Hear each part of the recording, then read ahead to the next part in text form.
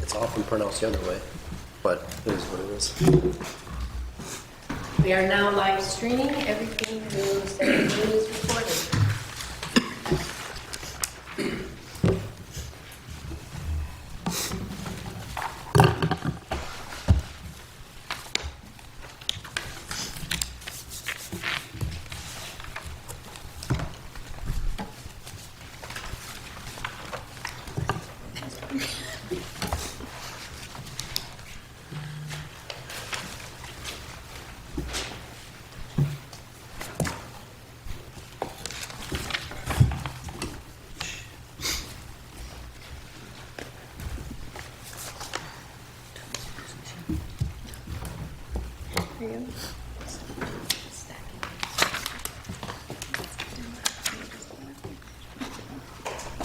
Yes.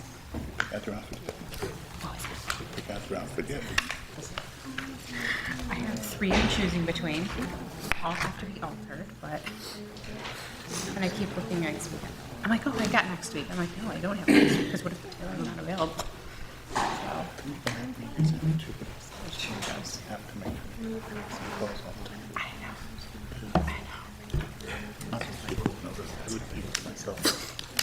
Well, and I think it's different for me versus some of the men. A similar, like you can wear the same suit coat over and over. No one's gonna question that so much. But I feel like if I wore the same jumpsuit, people would know that every time.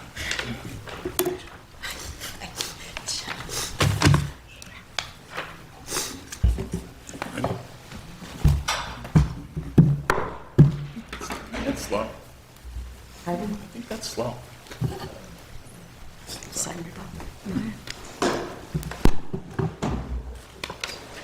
Okay, we'll call the meeting to order.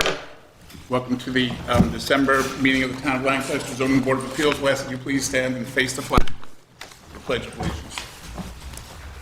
Pledge allegiance To the flag of the United States of America and to the republic for which it stands, one nation, under God, indivisible, with liberty and justice for all. Ms. Terranova, would you please take roll call? Mr. Hain. Here. Ms. Monticelli. Here. Mr. Storr. Ms. Studley. Here. Mr. Tillmans. Here. Mr. Zelik. Here. Chairman Mikely. Here. Okay, we've got 9 items on the agenda tonight. They will be heard in the following order.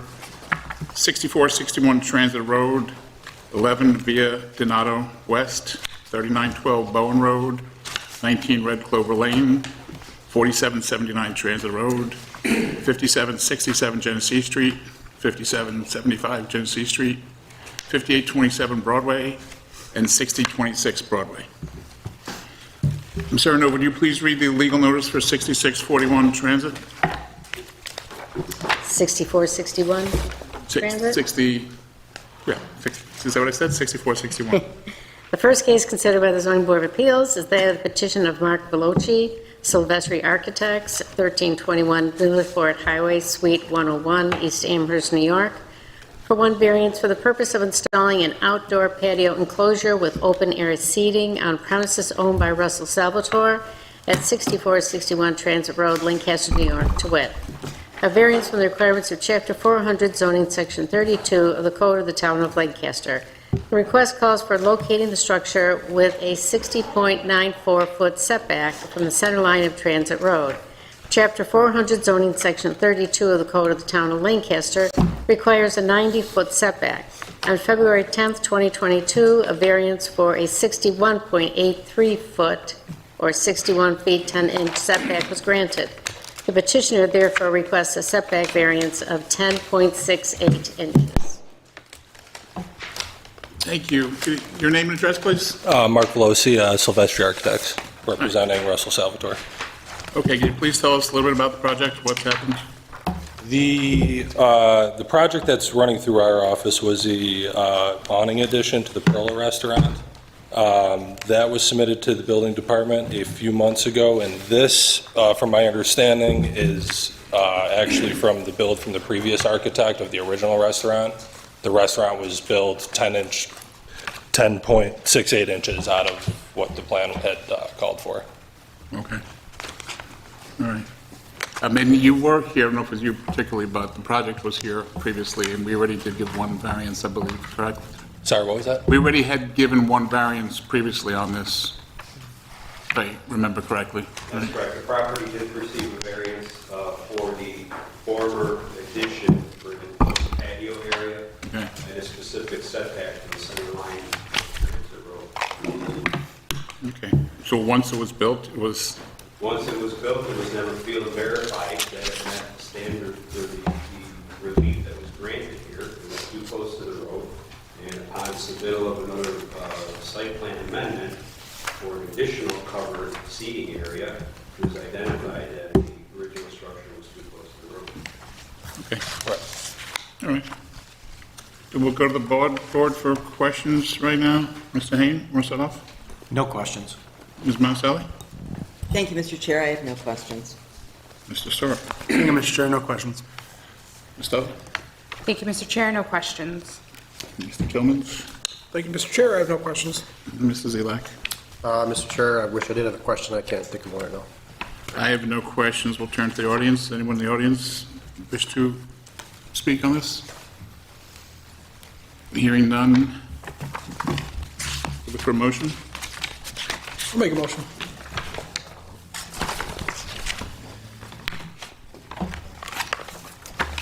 Whereas the zoning board of appeals of the town of Lancaster has made the following findings: that no undesirable change will be produced in the character of the neighborhood by the granting of the area variance relief sought, that no detriment to the nearby properties will be created by the granting of the area variance relief sought, that the benefits sought by the applicant cannot be achieved by some other method feasible for the applicant to pursue other than the area variance relief sought, that the requested area variance relief is substantial, that the proposed area variance relief will not have an adverse effect or impact on the physical or environmental conditions in the neighborhood or district, that the alleged difficulty is self-created but not to the extent necessary to preclude the granting of the area variance relief sought.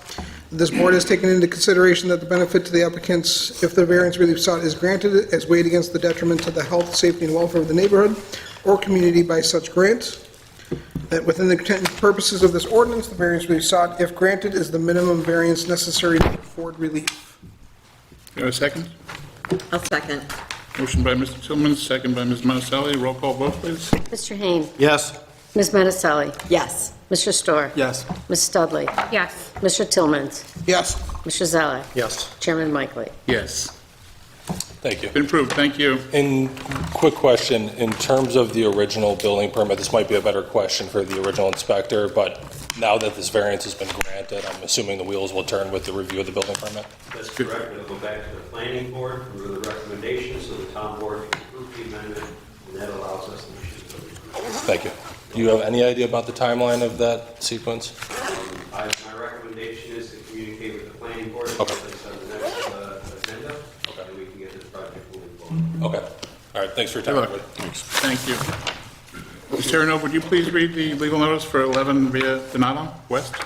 The second case considered by the zoning board of appeals is that of the petition of Richard Kotlik, 112 Pheasant Run Lane, Lancaster, New York, for 2 variances for the purpose of closing a building permit for a residential accessory structure on premises owned by Marion Kotlik at 11 Via Donato West, Superior, New York, to wit, A, a variance from the requirements of Chapter 400 zoning Section 14, subsection D, Schedule B of the Code of the Town of Lancaster.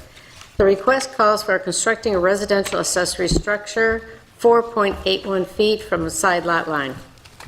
Chapter 400 zoning Section 14, subsection D, Schedule B of the Code of the Town of Lancaster requires a minimum location from a side lot line of 5 feet. The petitioner therefore requests a .19 foot or 2.28 inch variance. B, a variance from the requirements of Chapter 400 zoning Section 14, subsection D, Schedule B of the Code of the Town of Lancaster. The request calls for constructing a residential accessory structure 6.56 feet from the rear property line, 0.94 feet into a public drainage easement. Chapter 400 zoning Section 14, subsection D, Schedule B of the Code of the Town of Lancaster requires no structures other than fencing be allowed within any drainage access easement. The The petitioner therefore requests a .94 foot or 11.28 inch variance. Thank you. Please tell us your name and address. Richard Kotlik, 112 Pheasant Run Lane. Thank you. I'd like to point out something for everyone. This goes, if you see us looking at our phones, we're not being rude. We don't have laptops here, and sometimes we're looking up either aerials or emails or whatever it might be. And I think a few of us, including myself, are just doing that. I'm sorry. Why don't you tell us your story and tell us... So it's my father's residence. He had a building permit, I believe, last year for a shed, for a structure. And throughout the process, he had it looked at by the town during different stages. And then at the end, it turns out it was a couple inches off each way on the concrete slab. Okay. So you are, what's the number into the easement? You're .94... 11.28 inches. 11, so it's 11.28 inches, Correct. and then 2.2, it go in one direction, 2.28 Correct. the other direction. So did you, builder just put it in the wrong spot?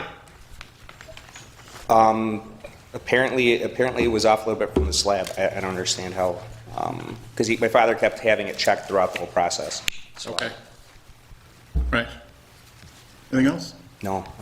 Okay. Questions from the board, Ms. Monticelli? Thank you, Mr. Chairman. You said it is on a concrete slab. Correct. right? So it couldn't be moved. Correct. Okay. Is there a neighbor on the same side as where you're asking for the first variance for the .19 feet? I believe so. Oh, I'm sorry. Okay, thank you. Okay, that's all I have for now. Okay. Thank you. Thank you, Mr. Stewart. Mr. Stewart? Thank you, Mr. Chair. Would you say that's a accurate characteristics of the events? They were building a shed and it's off a couple inches? The project started out with construction without a building permit. Stop work order was issued until application was reviewed and then issued. The proposed location was compliant with the zoning code. The permit was then issued. Construction could resume again.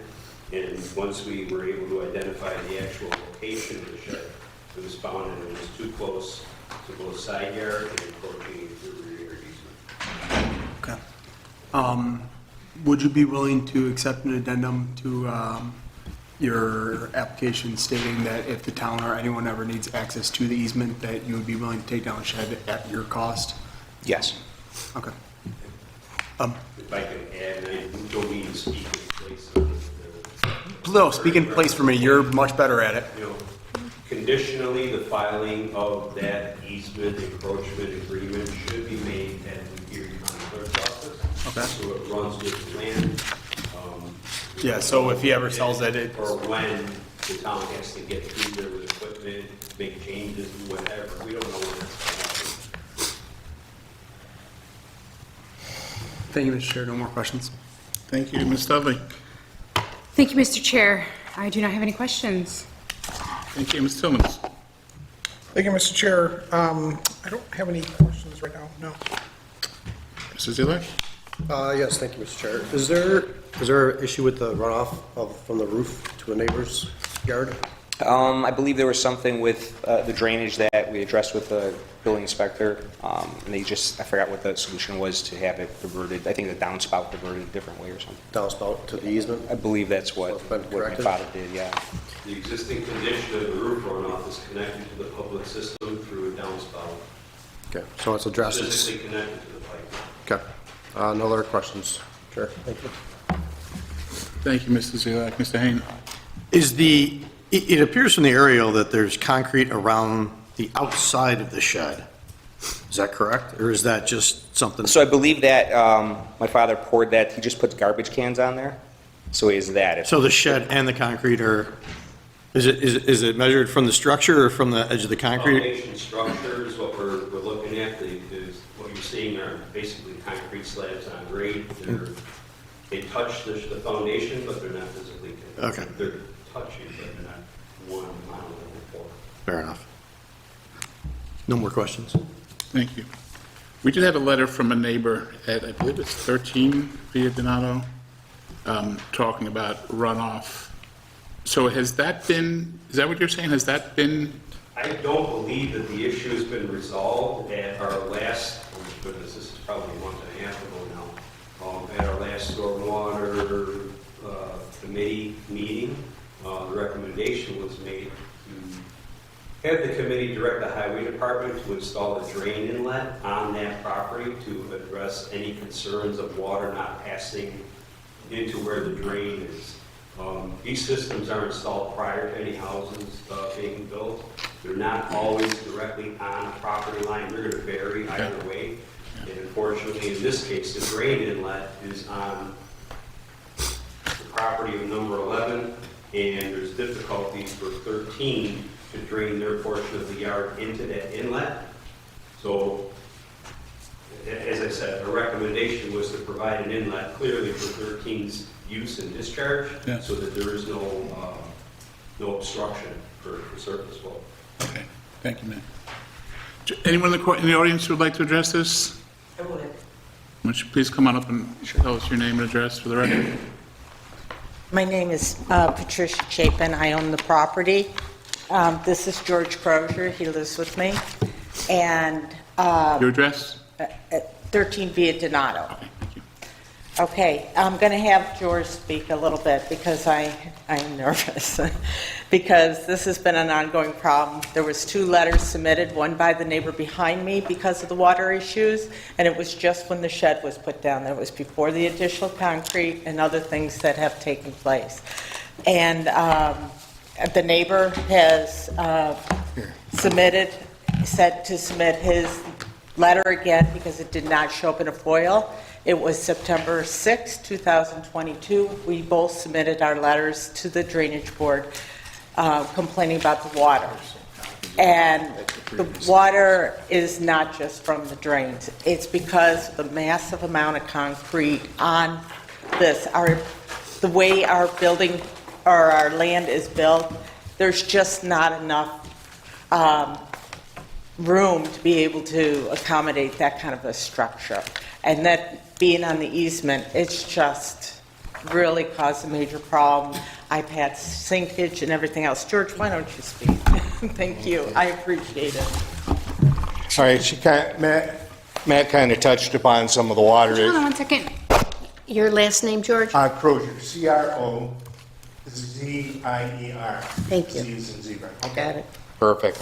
Thank you. All right, as Pat mentioned and even Matt, there is water issues out there, okay? And try to mitigate the water issues, and part of the cause is from the structure being on the drainage easement where the natural flow would go. Plus, he also mentioned the concrete, which is, you mentioned it was on the aerial view extending out, you know, it's impeding some of the drainage too. And then it's further compounded by some of the barriers that have been put along the bottom of the fence that impedes the flow of water. I know Matt's tried to address it with the owner of number 11, but as of a couple days ago, it's still in place, okay? Bolted metal onto the bottom of the fence going into the ground, preventing any water from leaving my property into the drain. And the drain now sits about 3 inches above the land. Now, one of the things that we feel that happened at the very beginning was, as Matt attested to, there was no building permit issued to start construction of this. The neighbor just went ahead and did his own building. And we brought that up because we thought that the building was kind of close to our fence, okay? We had a deck there, and with the overhang, it came pretty close to the fence and whatnot, and kind of obtrusive. So that's when we phoned up the building department and found out that there was no building permit, okay? And then they came out and did a inspection and different things of that nature as they attested. But we don't think that the building permit process was also properly followed. Because according to the FOIL documents, I think this might be in your packets. This is like one of the documents that was submitted for where it should go. I got copies I can give this to you folks here, okay? But it was a handwritten thing, and no survey. or anything of that nature, okay? So we believe that because of not following the proper procedures of issuing the building permit, this would have come up right at the very beginning of the whole building process and could have been taken care of at that time. Yeah, I'd like to add, he built his own shed. He worked for a contractor. He knows building permits, he knows what needed to be done. And also, a couple weeks ago, I spoke to a neighbor down the street that we were just discussing this, and he said, I helped him with this, and I warned him before he started building, he was on the easement and that it would create a problem. And he lives at 19 Via Donato. Here's some copies if you want to pass it around there, please. They have them. I don't know. This is a different one, right?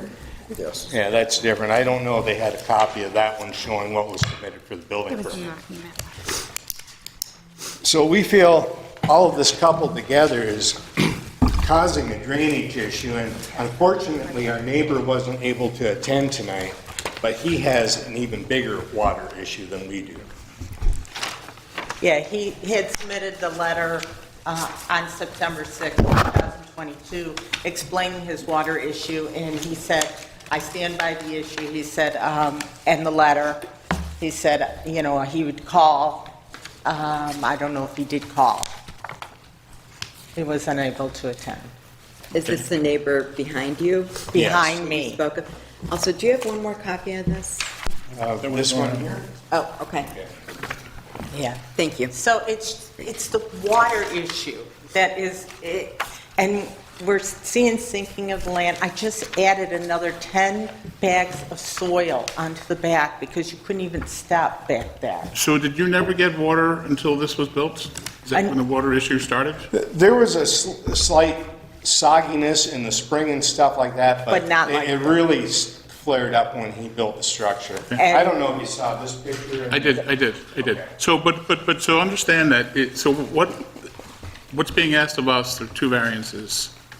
One is because it was supposed to be 5 feet from the property line. Which is my property line. Instead, it's 4.81 feet. Right. Which is, 2 inches? Yeah. So it's 2 inches.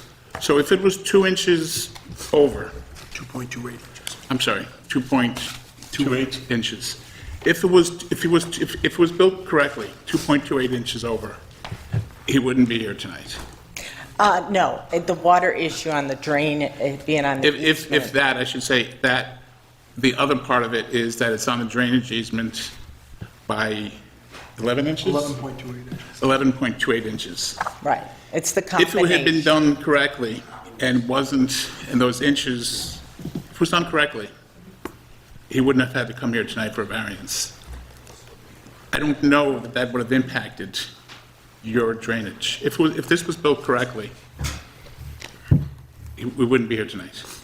Right. If it was built correctly in the right spot, we wouldn't be here. If it had gotten the correct permits and everything was looked at, because the concrete is massive back there, Yep. including Sure. the inside. And then this coupled by the additional concrete. Okay. All right, thank you. Do you have anything else? No. Thank you. Is Thank there you. anyone else in the audience who'd like to speak for this? No? Anyone else from the board?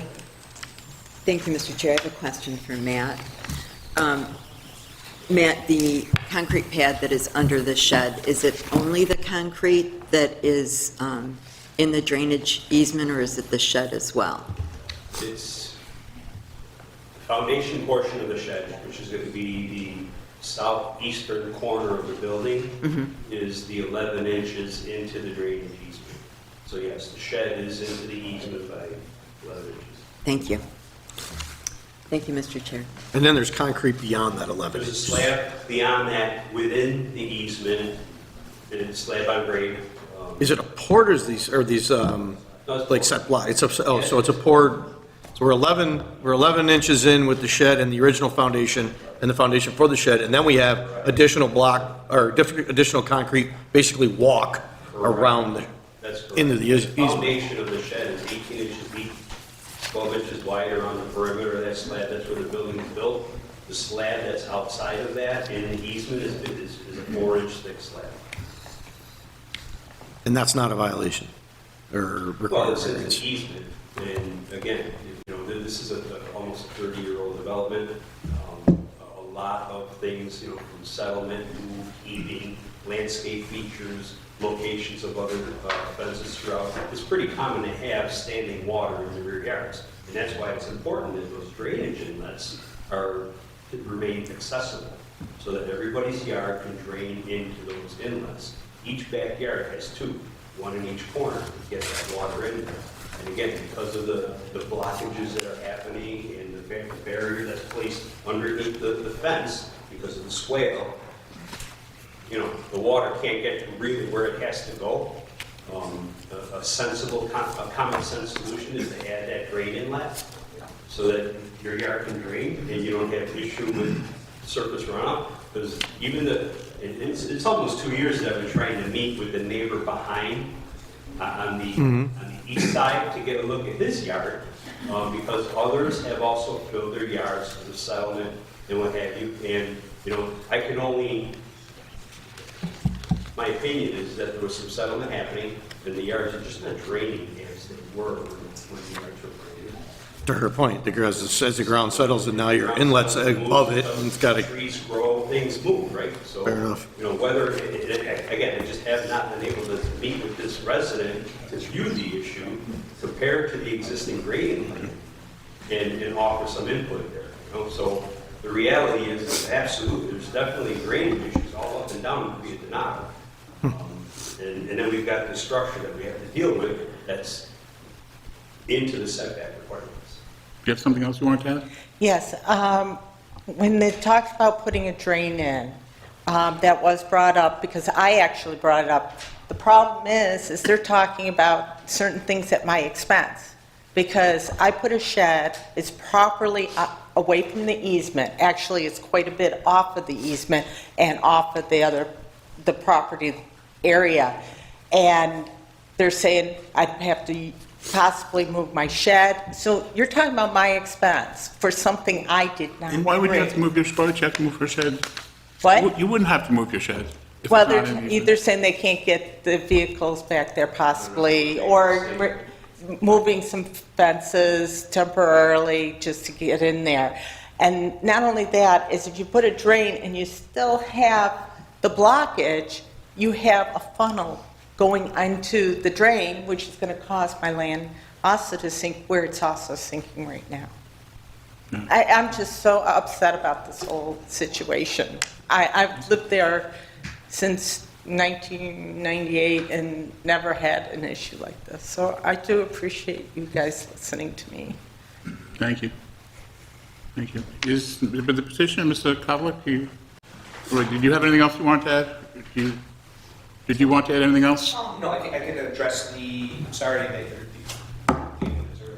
The issue, Just if you could, sir, just please address the board. That's very good. So the issue with, I think, the metal on the bottom of the fence, I think I talked to my father about that. He's a garden. That's to prevent animals, I think, from coming back and forth. That I'm sure we could remove if that's they believe that's part of the issue. That is not a problem at all. Okay. And as far as the drainage, the downspout, was that addressed, did you say? Yeah, I believe it was tied into the sewer. I Is believe that, that's Matt, what. do you know if that's the case? It was done under the direction of the highway department. Okay. And the public system. So at least there's that. Okay. So, Matt, so what we're saying for the neighbor here, they really should probably put some drain tile in to tie it. No, not or- drain tile. No, or It's just, a rear yard drain. just put a drain right Basically and a connect it right in. 6-inch drain inlet, Yeah. identical to the one that's already there. It just happens to be in the northern side of the Okay. property line. And, you know, it's just difficult for surface water to get to that with barriers and other, grade that's blocking any of the flow. And the drain is above the land, so you can't even So- get water into the drain until the water is 3 to 4 inches high. Right, and, with the elevation being higher. So, as I said, the commonsensical approach so that the property is not damaged next door was to install a drain inlet of their own to get their water to it. Now, we have to understand, in the rear yard drainage system, those things are designed at a 10-year storm event. So when we have heavy downfalls, that area within the easement is supposed to fill with water to a point. And then after the rain event stops, it's going to drain away through the 6-inch drain inlets. The ponds are designed at a 100-year storm event. They're going to hold water for quite some time and release it at the pre-construction flow. So and that's why we need to protect these rear easements. We need to make sure buildings don't get built in them to where we even had codified a couple of years ago because permits were issued for pools and fences and sheds in the drainage easements, and, disturbing that flow. So one more time, that easement area is meant to hold water for a short amount of time. That's where all the yards have to drain to, ultimately, to end up into the public system. Thank you, Matt. Matt, I have a question, just because you understand all this better than me. How much is 11 inches of 15-inch concrete pad? How much does 11 inches affect it? Like, this foundation goes 11 inches into the easement. Right. Yeah, it's on the northern side of the drain. I mean, it does constrict flow if it had passed through, but ultimately the original design was to have that drain inlet collect the water and not let surface water pass through. So as I said, the shed structure and its foundation are going to be north of this drain inlet. Mm-hmm. So whether or not the water stops at the edge of the shed, it's really the issue on that property as opposed to 13. 13 definitely has an issue with drainage. They can't get their water out of their yard into the system. Okay. And you indicated that there would really be no cost to her to put that in the removing of the fence, and she even wrote in her letter that it's a movable shed for her backyard. No, I mean, it's handwork at this point, only because of the nature of the work. To hand dig down 18 inches into the soil to get into the existing system, to install a T, a riser, and drain at the proper elevation, you don't need machines. Yes. That's handwork. Okay. You got no further questions? Anything else? Do we have a motion? I have a motion.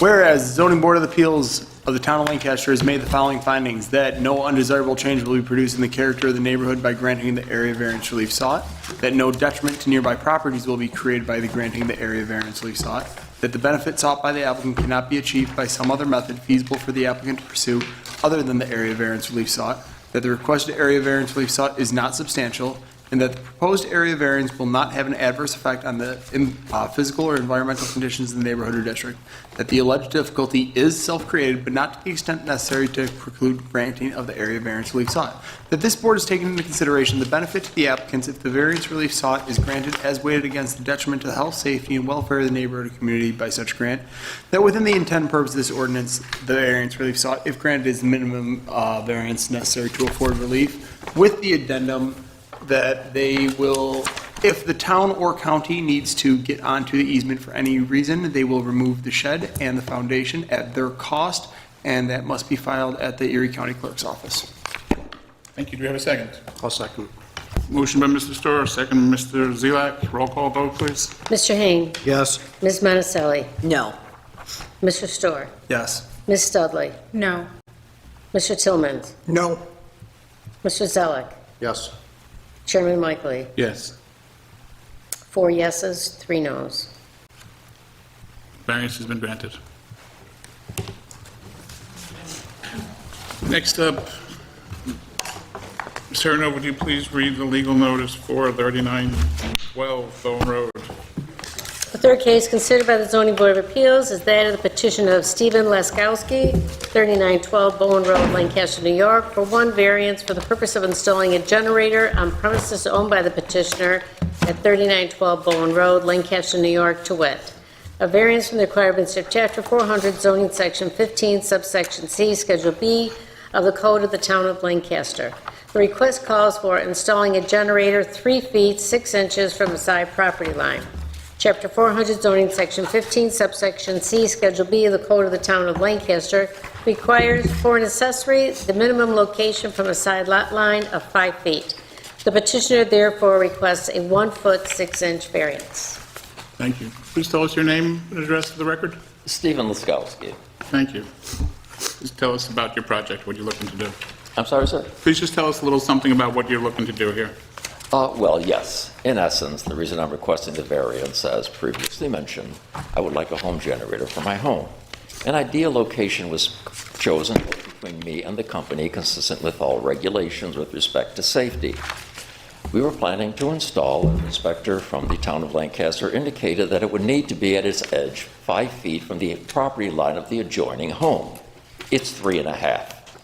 Hence, I'm requesting a 1.5-foot variance. So let me ask, the reason for putting it on that side of the house? I'm sorry, sir? The reason for putting it on that side of the house? There's a number of them. It minimizes cost with respect to the gas lines that would need to be accessed. It minimizes the amount of piping that would run through my basement to reach the access to the gas. In addition to that, the only other locations would be at the back of the house where I would like to put at some time a patio and deck, which would interfere with that location. In addition, if it's put near the back of the home, there would be additional piping running through my basement, additional cost to install, additional cost to run on an ongoing basis, and in my view, having more piping with gas through my basement is more of a hazard. The initial site that was chosen, I think, is ideal for all those reasons. Okay. Thank you. We'll go to the board for questions. Mr. Storer, do you have any questions? Thank you, Mr. Chair. I have no questions at this time. Thank you, Ms. Dudley. Thank you, Mr. Chair. I do not have a question at this moment. Mr. Tillmans. Thank you, Mr. Chair.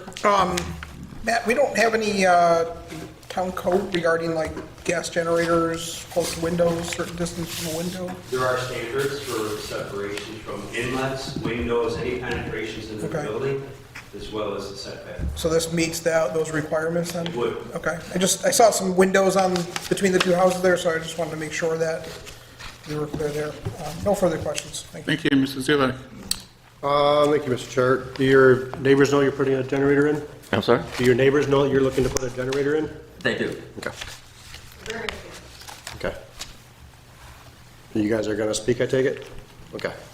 No further questions, thank you. Thank you, Mr. Hain.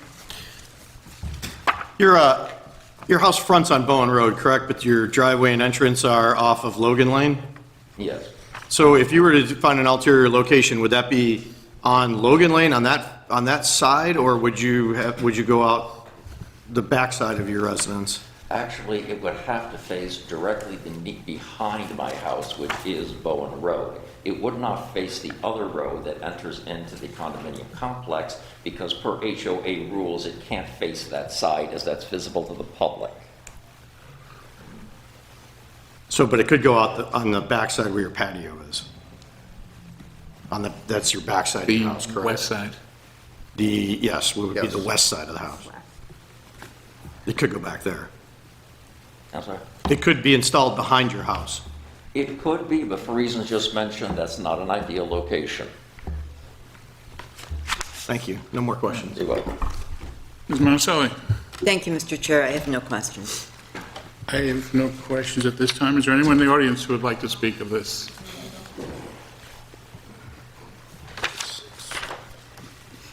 Please tell us your name and address for the record. Yeah, good evening. Paul Rath, it's my wife Gina. We live at 3914 Bowen, and we would be directly next to that generator, which would be in the easement, 1.5 foot. When they do operate, I believe there is some noise that would be affecting us. I don't know if there's there's any lights on the generators as well today, the new ones. It is rather close to the home, it is HOA property, and there is other alternatives. Logan is an option. There's other generators within the community, this isn't the first. So back and the other side, but that's very close to our window, and which alone, I believe, has some safety concerns just based on the generator. So, and like you said, Mr. Hain, there is another option in the back, I believe, where there's enough area there to put a generator. I don't know what size our neighbor plans on getting, but there are different sizes, I believe. So it still would be in that easement of 1.5 feet. It's not a couple inches. And it is rather tight. So. And he does currently have a deck, a patio in the back as well, already. Yeah. So you live directly next door, Yes. directly north? Okay. Okay, anything else? Nope, No, that's it. that's it. Thanks. Thank you. Thank you. Anyone else in the audience wish to speak on this? Sorry, may I? Did you want to? What the objection Yep, was? Absolutely. I'm sorry? Do I hear what the objection is? Did you just hear it? No, I'm a bit hard of hearing, I'm sorry. Okay. They were objecting to it being that close Why? because of noise, because of safety, because there are other options. They feel that there were other options. Okay, I'm going to address them if I may. Noise. The generator is tested once per month for a couple of minutes. That is routine maintenance. It's tested during the day. Yes, it is noisy, but it's only for a couple of minutes once a month during the day. If I had been 5 feet from the property line, it would have been approved. 1.5 feet of air does not dampen noise by very much. With respect to safety, it was checked by our generator company, who has done business in the area for decades, as well as consultation with the town. All safety regulations are intact on that location. I wouldn't want it there if that weren't the case. It is at minimal distance from any windows from either property, and in fact, my windows are closer, and it's in compliance with mine. And for reason mentioning, the other location is not ideal. Not ideal. Okay. Can I just? Yes, please come on up, though. So, the town has a 5 feet rule. What's the purpose then of the 5 feet rule? I don't understand that. If it has to be 5 feet and it's not, I'm not a generator expert by no means, but I do know, I mean, there are some in the community, don't get me wrong, but it is on top of our window.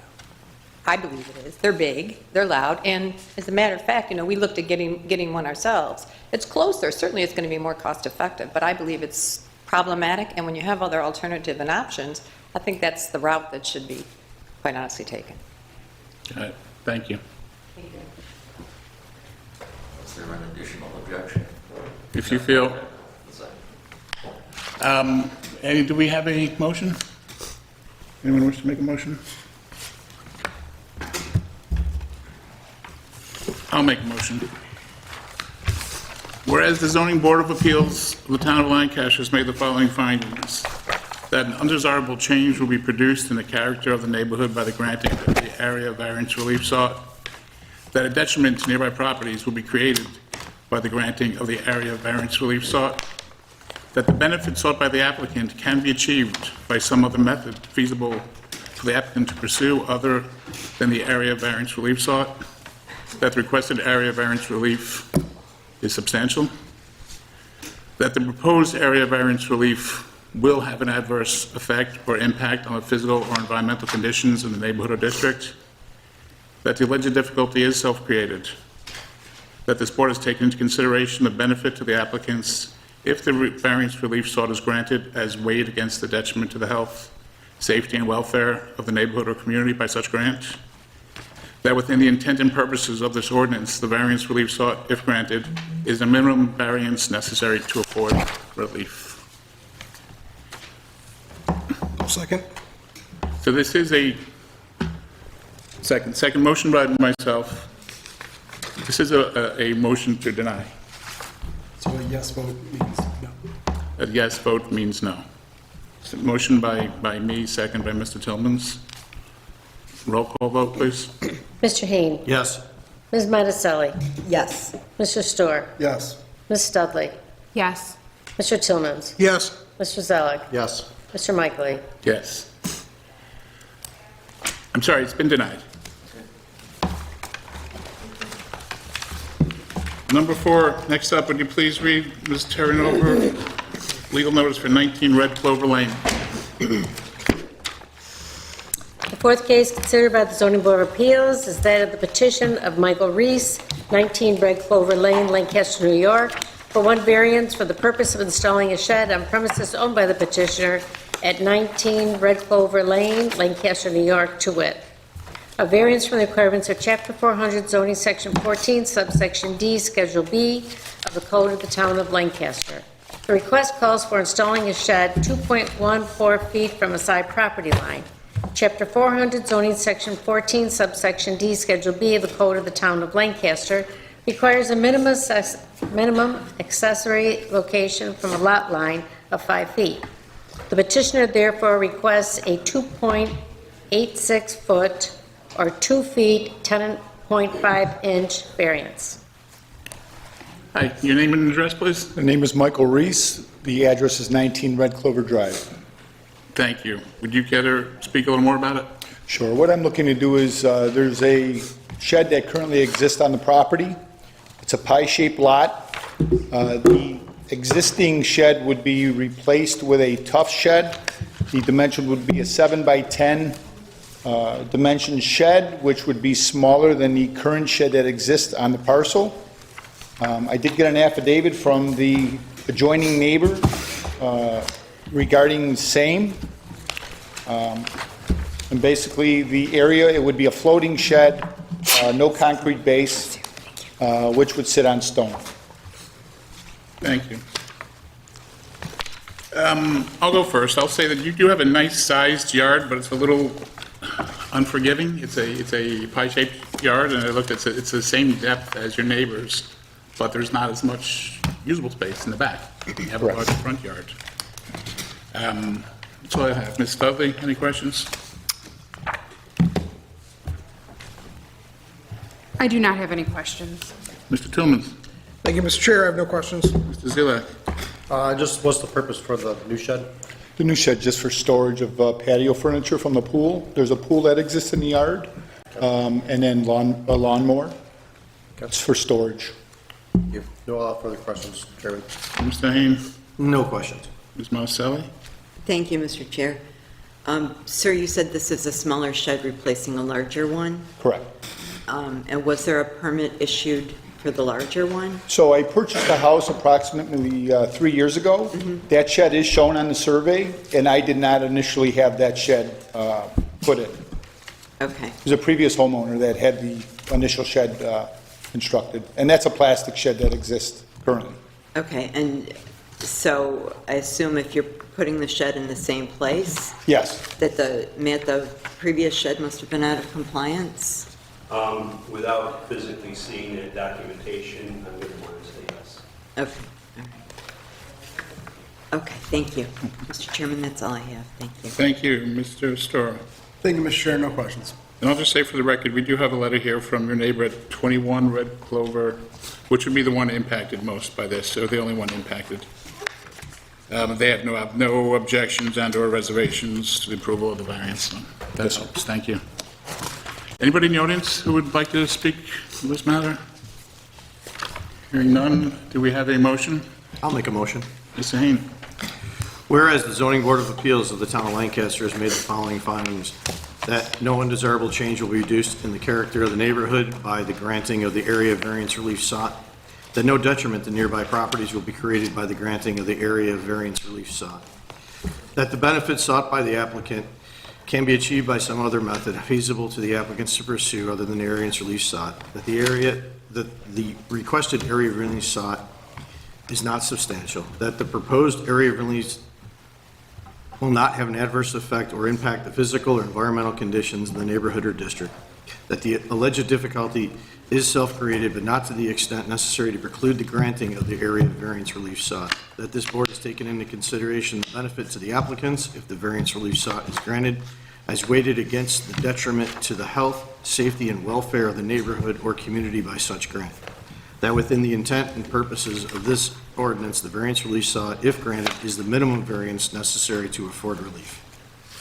Thank you, Mr. Hain. Do we have a second? Second. Motion by Mr. Hain, second by Ms. Dudley. Roll call vote, please. Mr. Hain? Yes. Ms. Monticelli? Yes. Mr. Storr? Yes. Ms. Dudley? Yes. Mr. Tillman? Yes. Mr. Zelik? Yes. Chairman Likely? Yes. Been approved. Thank you. Just make sure to stop in with the building department before beginning the work.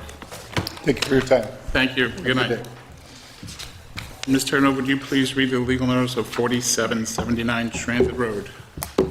The fifth case considered by the zoning board of appeals is that of the petition of Matthew Bucci, 550 Latona Road, Rochester, New York, for one variance for the purpose of installing wall signs on premises owned by Transit Road Strip Acquisitions LLC at 4779 Transit Road, Depew, New York, to wit. A variance from the requirements of Chapter 400 zoning, Section 30, subsection F2A of the Code of the Town of Lancaster.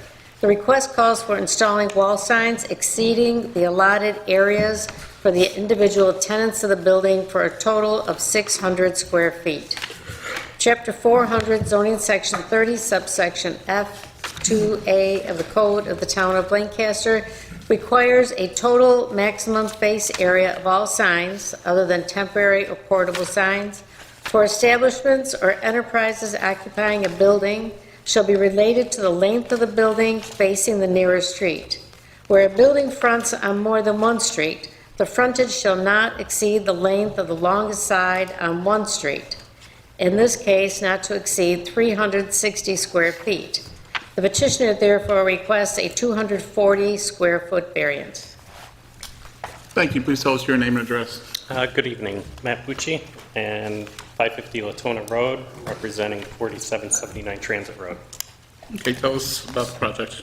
So we just completed a facade renovation where we just invested a substantial amount of money to bring this up to basically current standards and be in a competitive state with the surrounding retail strip plazas. As you know, it's pretty competitive out there, and we're at a slight disadvantage because we're tucked behind a building, so you kind of pull into the plaza. So because of the configuration of our building, we're in an L shape, but as you pull into the plaza, it's kind of like the customer-facing part of the building would actually, if we were in a straight configuration with Transit Road, we would be allowed the 600 square feet of signage. So what we're trying to do is just kind of, now that we put the money in, slight disadvantage being tucked in the back, but trying to bring our advantage back up and be competitive by at least allowing the same amount of signage as the other competing retail plazas to bring in some new tenants. So we've got a lot of, action, but we're kind of in that limbo of what we're allowed, what we're not. Got it. Thank you. Matt, can you speak to that as far as, so they have, it's 345 feet going, which that would be east-west or go-good, that doesn't face transit. If this building, its entire length was facing transit, the formula would be 600? The formula could allow for a larger area of square footage, and what we're doing is we're actually taking the dimension that runs north and south as parallel to Transit Road. So it's not just the, I believe, 50 feet. Yeah, 80 feet. It's an L-shaped building. Right. So whatever that overall length is, parallel to Transit Road, that's the number that we're using. Right. Compared to the chart to allow the maximum sign face area. This board already knows what my opinion is of our sign code. So, it is what it is. Yep. Okay. Thank you. We'll go to the board for questions. Ms. Dudley, I'll start with you. I don't have any questions. Thank you, Mr. Chair. Mr. Tillmans, what say you? Thank you, Mr. Chair. I have no questions either. Mr. Zilak? What's the signage? Is it LED? Is it backlit? Is it cabinet? It will be LED. We're actually looking at basically making everybody upfit their signs and get newer signs. We want to try to change it all to white lettering so that it's very consistent. Do you have a rough number you're maintaining, 20-inch letters, 2-foot letters? So I kind of put a little diagram together here to kind of show perspective on the building. But this is kind of there's I think 10 copies. But that's kind of just a rough configuration of like a 2-to-1. We didn't really, just because the top facade now is 16 feet tall, like 75 feet. The scale is reflecting your variance you're requesting? Yes. So if you look closely, there's actually square footages on each one of those boxes. That's what would be allowed for each tenant. So we kind of try to, it's not really that critical. I just kind of whipped it together to kind of give you a perspective. Right. And I do have some pictures. I don't have enough, but of the actual completion, if you want to pass those around just to kind of show, so you can see like perspective. There's only 3 copies of each. I didn't have enough. That's okay. Turn them all off, but they're all the same, like each paper clip. But if you want to just kind of take a glance at them.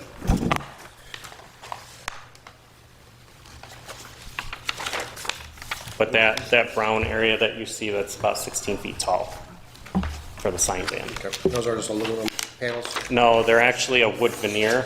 They're out of Spain. So we want to get it right. We don't want to be... Making Swiss cheese? Exactly, so... It's looking good. Yeah. And then I do have the survey as well to show you the configuration with the transit road. I think we have it. You got it? Yep. Okay. Thank you. Anyone in the audience, did we go around the board yet? We didn't, where were we? I'm sorry. No. Mr. Hain? Okay, thank you for bringing these, because this answers some of my questions already. We're not looking to plaster the one end, the L end of the building that faces transit with all these signs. No. You're going right above the tenant spaces with the sign. Exactly. Okay, that's definitely helpful. That's what I call the customer frontage, because, you know, obviously the end cap, the side of the end cap is not really frontage for anything. So, and that's tucked right behind Forest View, but as Matt said, you know, because of the way the code is written, we only fall in the 360 square footage allowance. But if we were in a straight configuration with Transit Road, we would be in the 600, which is 361 feet and over. And that's what I was trying to get at, Matt. That's true. It would be roughly 600. That's It's correct. not- That's this- correct. And this we is- also have to keep in mind, way back in the day when the project was developed, it was one parcel. Just tops. From the entrance at French and Road all the way to the north property line. Yep. And since the split, created other parcels, and this is what you can do. We've had sign issues before when it's split, and then, sure, absolutely. Okay. Mr. Hain, you done? I'm done. Marcelo? Thank you, Mr. Chair. You, Mr. Bucci, you represent the owner of the plaza? Yes. Okay, and is Tops is not part of this? right? No, it's not. That's actually 4777 Transit Road. Okay, all right. But the, never mind, I just answered my own question. Okay, that's it, thank you. Thank you, Mr. Chair, no questions. I have no questions. Anyone in the audience wish to speak of this? I have another question. Oh, I'm sorry. Do you know what the looms are going to be? How bright is the signage planning to be? Whatever you guys tell me it has to be. I don't think there's a real requirement, is there? I mean, they do their own separate submissions, so it's not like after this is really, every sign's still gonna come in and get a permit. This is just an allowance so that we can give to our tenants. And then we can also police their requirements and actually say yes or no. So like, we might be able to move a little square footage around from one tenant to another, depending, you know, depending on the size of theirs. But everything is gonna be its own application. And I don't know with sign applications if they do actually spec out how bright they are or not. But I'm sure that's something that could be explored. The only requirements that are listed for electrical lighting is that, one, the beams are not cast across property lines, that it would impede drivers, passersby, and that there's no movement or flashing, flickering, floating, no lumens level. Okay. I have no further questions. Thank you. Do we have a motion? I'll make it. Whereas the Zoning Board of Appeals of the Town of Lancaster has made the following findings: that no undesirable change will be produced in the character of the neighborhood by granting of the area variance relief sought, that no detriment to nearby properties will be created by the granting of the area variance relief sought, that the benefits sought by the applicant cannot be achieved by some other method feasible for the applicant to pursue other than the area variance relief sought, that the requested area variance relief is not substantial, that the proposed area variance relief will not have an adverse effect or impact on the physical or environmental conditions in the neighborhood or district, that the alleged difficulty is self-created but not to the extent necessary to preclude the granting of the area variance relief sought. This board has taken into consideration the benefit to the applicants if the variance relief sought is granted, is weighed against the detriment to the health, safety, and welfare of the neighborhood or community by such grant. That within the intent and purposes of this ordinance, the variance relief sought, if granted, is the minimum variance necessary to afford relief. Do we have a second? I'll second. A motion by Ms. Monticelli, second by Mr. Storr, aggressively. Mr. Hain. Yes. Ms. Monticelli. Yes. Mr. Storr. Yes. Ms. Studley. Yes. Mr. Tillmans. Yes. Mr. Zelik. Yes. Chairman Michael. Yes. Thank you, it's been approved. Thank you all for your time. Appreciate Great it. night. Moving on, Ms. Terreno, would you please read the notice for 5767 Genesee Street? The sixth case considered by the Zoning Board of Appeals is that of the petition of Doug Wicks, 405 Stony Road, Lancaster, New York, for 5 variances for the purpose of subdividing the lot of an existing automotive repair facility on premises owned by the petitioner at 5767 Genesee Street, Lancaster, New York, to wit. A variance from the requirements of Chapter 400 zoning Section 18, subsection D, Schedule B of the Code of the Town of Lancaster. The request calls for subdividing the lot of an existing automotive repair facility with .83 acres or 36,154.8 square feet in area. Chapter 400 zoning Section 18, subsection D, Schedule B of the Code of the Town of Lancaster requires a minimum lot area of 1 acre. The petitioner therefore requests a .17 acre or 7,405.2 square feet variance. B, a variance from the requirements of Chapter 400 zoning Section 18, subsection D, Schedule B of the Code of the Town of Lancaster.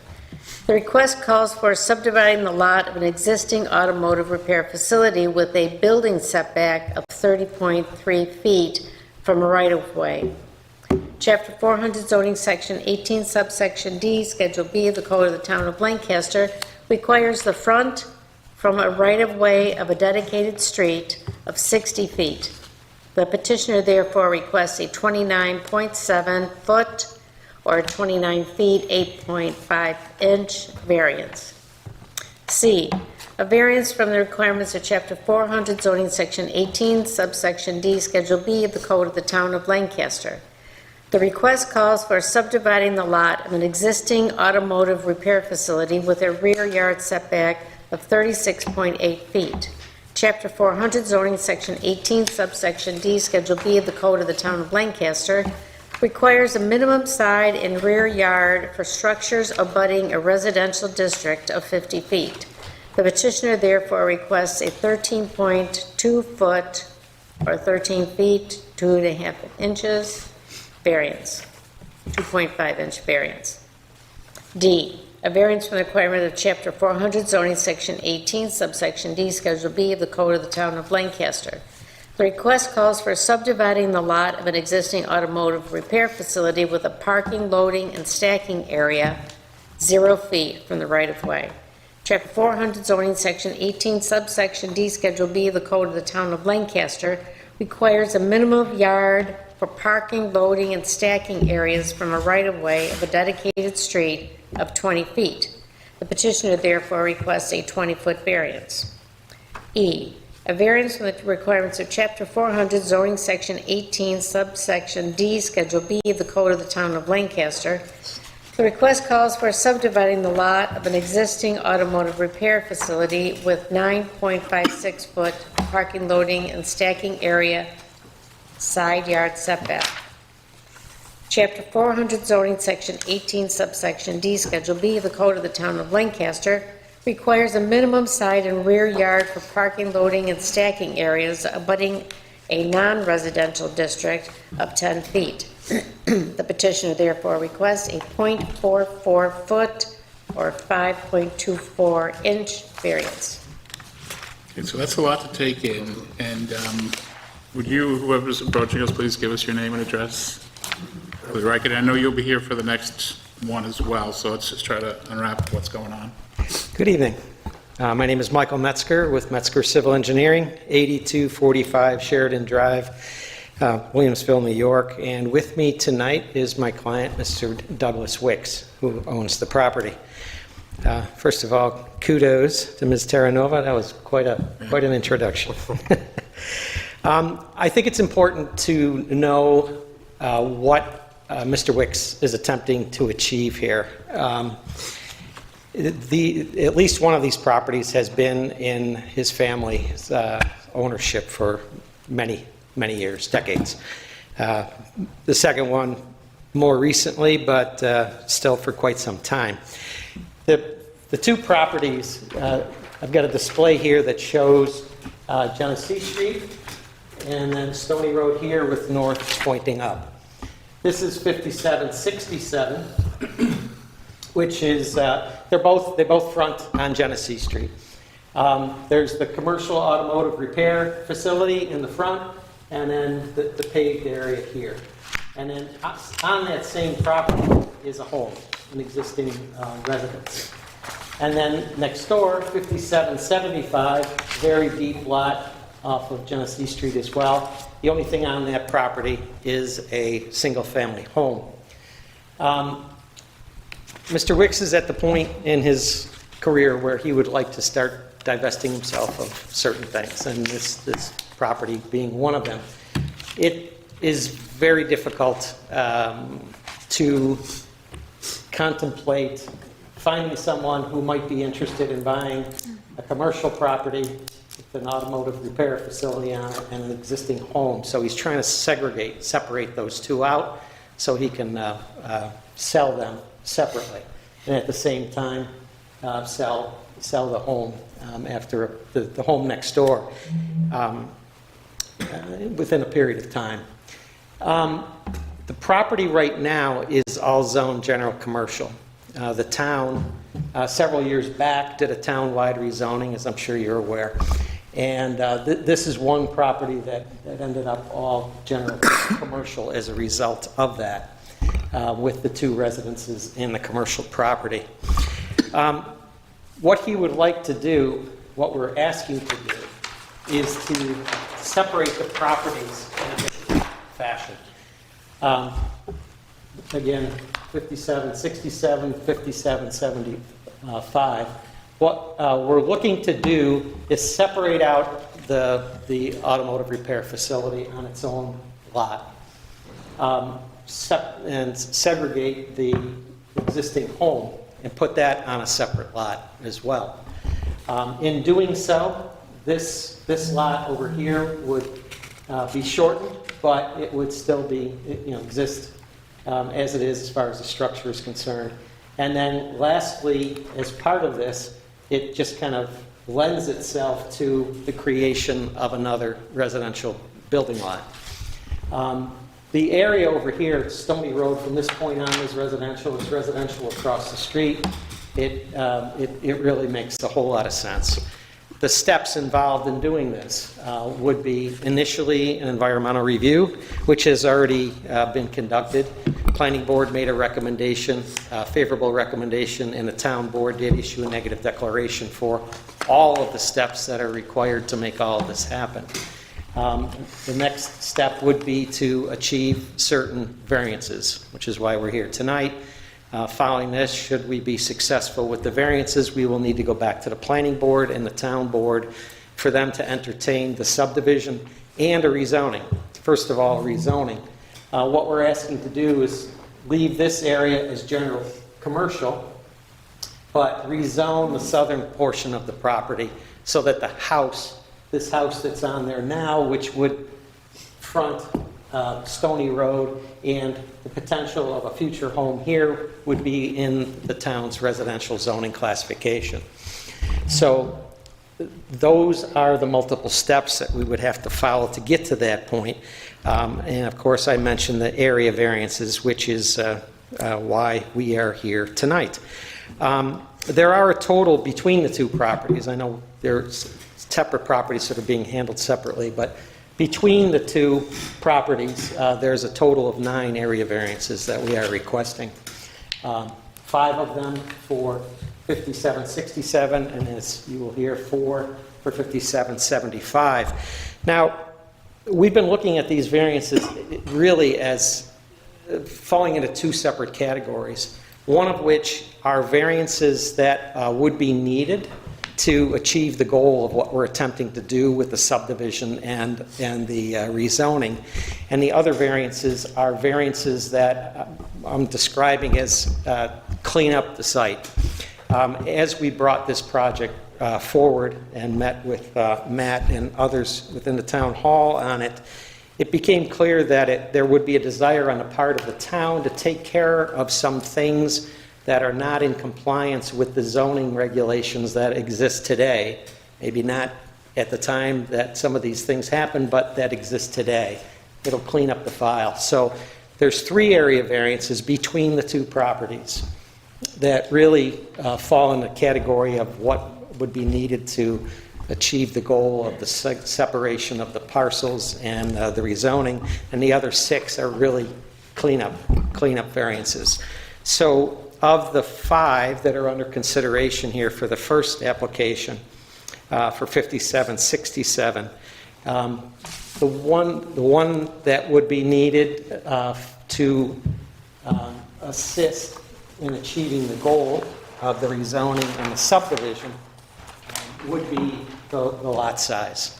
Within the general commercial zoning classification, as you know, 1 acre is the minimum lot size required, and this lot would be 0.3 acres in size.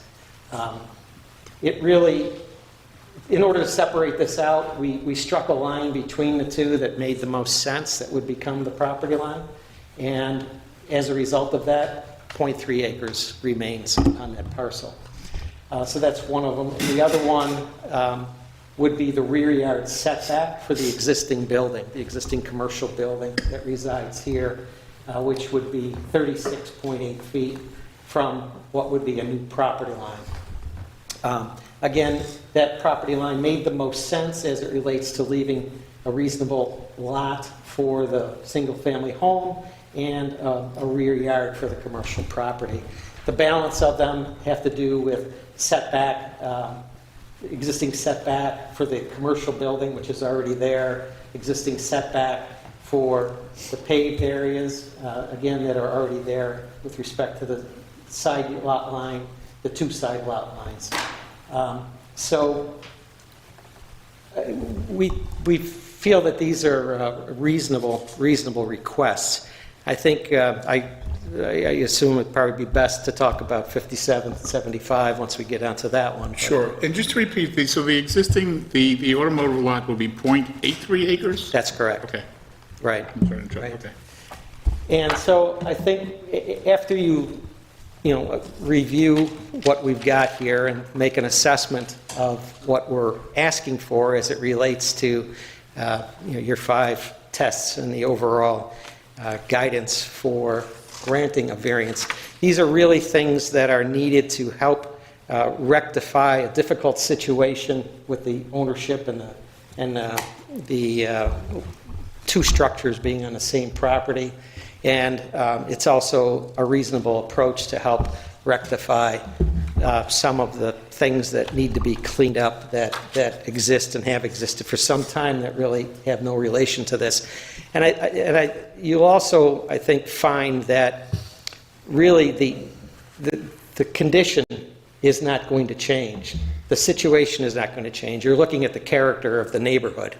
It's really not going to change with the exception of one thing, and that is the potential of a new home being constructed on a new lot that would reside here. But it's important to note that that lot, the creation of that lot in and of itself, requires no variances. That lot would be in full compliance with the zoning requirements should someone decide to build a home on that lot.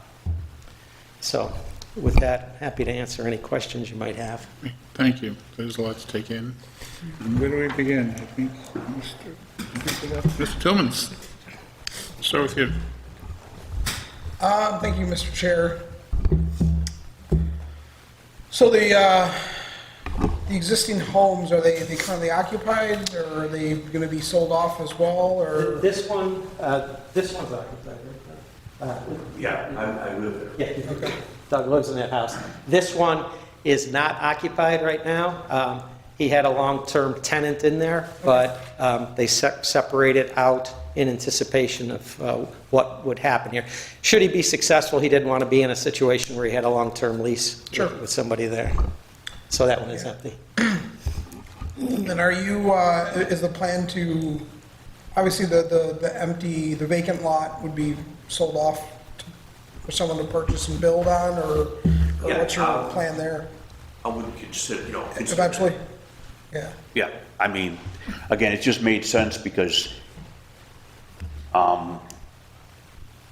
counting it out, that there would be 100 foot and 100 foot, and it's kind of, it would be a greater value, again, I bought the property from my father's estate. He moved in there in 1963 and built the house in 72, and I bought the house from the estate, the house and garage. And then in looking at it, and just measuring it out and looking at the survey, and I just, it could go with the house. They're 100 feet all the way down the street. I mean, some are 100 and a quarter, but basically the lots all the way down the street. Yeah, it looked like they were all kind of pretty evenly spaced. And that would be a vacant, that would be the only vacant lot. Okay. I think I'm all set, thank you. Thank you, Mr. Zilak. I have two questions. One on the proposed vacant lot on the south. How close is the next property to that new property line? The closest, how close is the next house? The structure? Yep, to the right where your hand is, below that. How close is their house to that? I don't know what it would be, whatever the lot was on that, whatever. I understand you'll be in compliance, but is there a neighbor right next to that property line? It's over, well. I think as Mr. Tillman's mentioned, these lots are all pretty much about the same, so It's probably like 10-ish. Well, I understand they're all 100, but if the house is hugging the north end. Yeah, the house on the lot is about 10, the house to the south. Okay, so it's roughly 10 feet, roughly, okay. And then my second question is, next to your commercial space, would you be open to potentially meet the requirements for commercial to have that corner as one parcel versus 4? You're looking for 4 parcels, right? That top one on the north, combining those 2 as one, that would get you closer to the minimum. Combine these 2 at one? Yep. the problem there is that we'll end up with the same situation that we're trying to rectify right now with the other house. We would effectively be putting a residential structure along with a commercial structure, and the likelihood of finding somebody who wants that exact situation to sell to would be. But for a commercial property, you need to meet 1 acre. That's the requirement. Right. Correct? Yes. So if you had that lot added on to your third of an acre, you're a lot closer to your 1 acre minimum requirement. That is correct. Okay. But again, we're back to square one where how we It's ended just- up here in the I was first place. just wondering if there was even No, a possibility to rectify the multiple requests that you're proposing. I'll say that the building is, and this is pre-existing, the garage for this building is basically on the property line. Okay. It's like. Okay.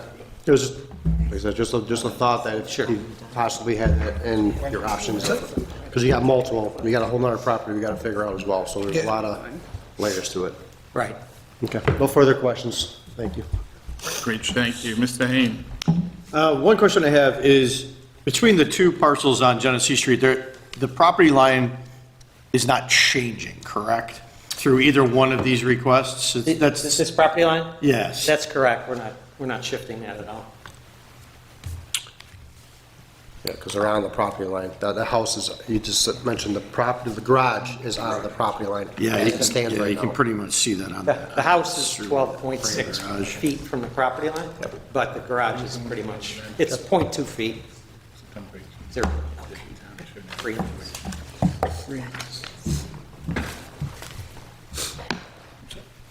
Ms. Monticelli. Thank you, Mr. Chairman. I may need to go through these one by one. There is a lot here. And, okay, the first part is the subdivision. The second is the right-of-way. The first is the subdividing, and the second one is the right-of-way. Okay, the third is the side and rear setback. Okay, and then help me understand the request for a 0-foot side setback from the right-of-way under number 4. Right. That's right here. The front of the existing commercial building, there's quite a bit of asphalt there. And the asphalt is, rather than there being just a driveway that extends out, it's asphalt out to the road. So effectively, the pavement on site, if you will, is at 0 feet from the right-of-way. Okay, so it's already currently at 0 feet. Yeah, maybe I should talk about that for a minute. Of the 5 variances there, and you went through each one of them, the first one is the lot size, and we're asking for that to be the .83 versus 1 acre, so that we can establish this property line between the commercial building and what we're trying to segregate out for the house. And then the second one is the setback to the right-of-way for the existing building. The existing commercial building here is 30.3 feet from the right-of-way. That exists. We're not building anything that's there. Okay. And then the third one is the rear yard setback from the commercial building to the new property line that we would be establishing between the commercial building and the home, the existing home. So again, that just is a spot we felt that lot line made the most sense there. It gave a reasonable width for the residential lot that would result, and it left an area that's relatively unusable for the commercial part anyway. So that's the third one. And then the fourth one is the one we just talked about, the existing paving here. But bear in mind, we're just trying to help the town clean up some things. I mean, these extraneous ones are nothing that we necessarily need to advance the project. We're trying to clean things up, so you've got a clean file on this property. So that's existing. And then the last one is the side yard setback to the pavement. Again, over here, the existing pavement on the commercial property happens to be 9.56 feet away from the property line when the code says it's supposed to be 10 feet. So it's 0.44 feet closer, but again, existing. Okay, so other than dividing the property, you're just asking us to issue variances for things that already exist? Yes, that's right. You started out the right way, right, other than what we need for the subdivision. Okay, and is Mr. Wicks planning to sell everything? Not that it matters, but I'm just curious. I am looking at, possibly seeing what's going to look the best. I know this is the first step. Right. I have to look at what's going to be most practical. Because to try and do something with it the way it is, it just going to be, I guess I just wasn't looking that bright on the future. Okay, thank you. Thank you, Mr. Chairman. Thank you, Ms. Marcelli. Mr. Storer? Thank you, Mr. Chair. I actually have no questions. Here's my question. Thank you, Mr. Storer. Did you get it rezoned yet? No, that step cannot occur. Okay, so Yeah. you're waiting to, because I saw that the town did issue a negative declaration in September Right. to rezone it to residential. Would that include the front parcel where your automotive building is now as well? No, what we've asked for is for this portion, all the frontage on Genesee Street to remain under general commercial. We're asking to go to residential on the back portion, So that was just that portion that was rezoned to residential? which has not been rezoned, but that's what our request is. Okay. So they did, sequentially, you have to do the environmental review, which covers all of the actions involved. And then they really can't grant a rezoning to something where it would not be compliant with the code. That's why we're here asking for So the... here's what I'm getting at with this, is everything we're looking at right now, everything we've just read, all the setbacks have to do with it being next to a residential property or light commercial property? We're creating a residential zoning district with the two lots that are being separated. We're taking two lots and making it four. Right. Okay. Two lots are going to remain their current zoning district. The other two are going to convert to a residential district.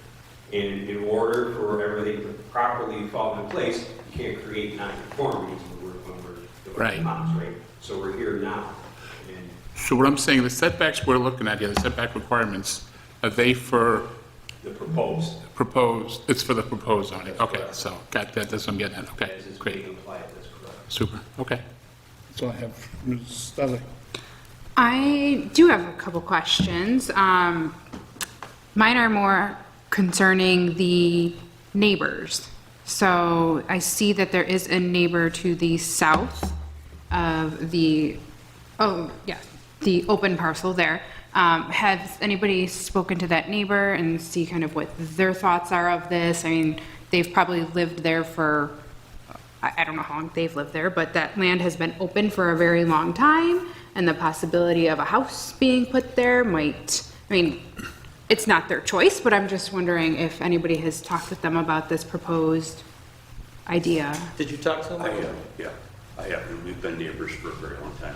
And I think they're actually, I believe all my neighbors are, I've talked to every one of them, like 500 feet from any property line. All the residential neighbors, almost, maybe, I missed one, but nobody wants to have a commercial. All these people are residential across the street behind. Everybody is residential. They prefer to have a lot. You know, my neighbor asked me when I'm selling the lot, you know, because everybody's aware of this. So the guy that lives directly here, he's been here for 35 years at the very least. Yeah, he said he would be interested in a lot. Okay. When the time came. Okay. That was one question. I should probably hold the next question for the second parcel, but I feel like I need to ask it now. Go ahead. Just to know. So then the neighbor to the southeast Yes. there, I don't know how the rest of the property runs over there. So those two new residential districts, would that butt up to their property then? Or is it somebody else's? It would butt up to that residence. Oh, perfect. So there, I'm sorry, is this, This this is- is the deep lot? yes. This is the one that's under question right now? Yes. That's the existing home that's on there, the existing commercial. This is the house next door? Yes. And then this is the neighbor to the east. And So these two lots would come back, the back lot line of the two new lots would butt up with the very back of their side lot line. Okay. Okay. And that neighbor's fine with this change and possibly Yeah, having? he prefers, again, he prefers it to be quiet. I don't even, he moved in, I think, in 2014, and I don't think he understands. I mean, I told him that he thought he's in both the residential or agricultural district. I said, you're not. This was all changed to commercial, but they're unaware of that. Without having talked to any of the neighbors myself, I would think that someone living next door would probably prefer to have homes here versus, this is general commercial. You know, whatever could happen in general commercial can happen back here right now without it being rezoned. Mhm. Thank you, no more questions. Anyone in the audience wish to speak on this? Can I put a couple of comments in? Yes, please. Prior to the 2020 adoption of the new zoning map, these properties were originally in the general business district and allowed the automotive use business operations along Genesee Street. In considering the pavement setbacks for the parking lot area on the automotive repair facility, it has a history of being very congested, a lot of maintenance issues, over a decade of complaints for the vehicles, where they're parked, what have you. And for the, in the name of public safety there, we have a stop sign at Route 33, Genesee Street. The pavement to the shoulder of the existing Stony Road allows for a phantom turning lane, which, you know, you're at a stop sign trying to make a left-hand turn on Genesee Street, car comes alongside you on your right side, blocks your view from down the road from an already congested intersection. So if it's, you know, something that you would consider perhaps where the vehicles are parked on the paved areas should be at a safe distance from the right-of-way to allow motorists to view the intersection as they're navigating, pulling out into traffic. Again, it's just a history of violations, complaints. There's even alongside the building at the Stony Road side of an unpaved area. You can go there at any time during the week. There's vehicles parked on the grass.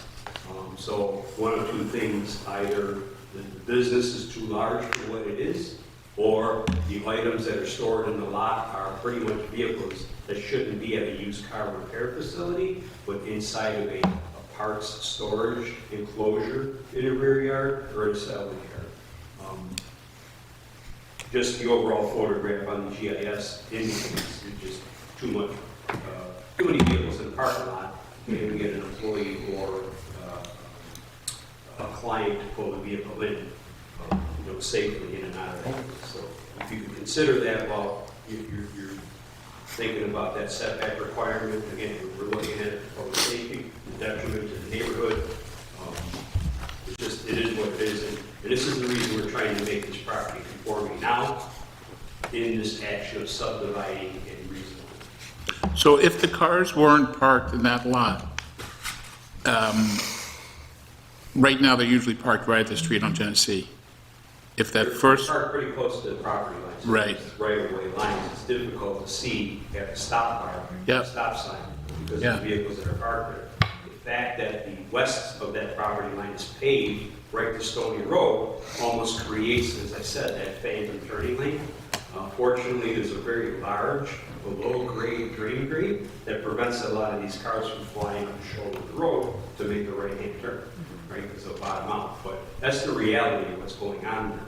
And the purpose of making these things compliant, either by variance or by design standard, in effect, is my feeling, is supposed to make that intersection a little safer than it is right now. To those points, I just pulled up the aerial photograph here on my phone.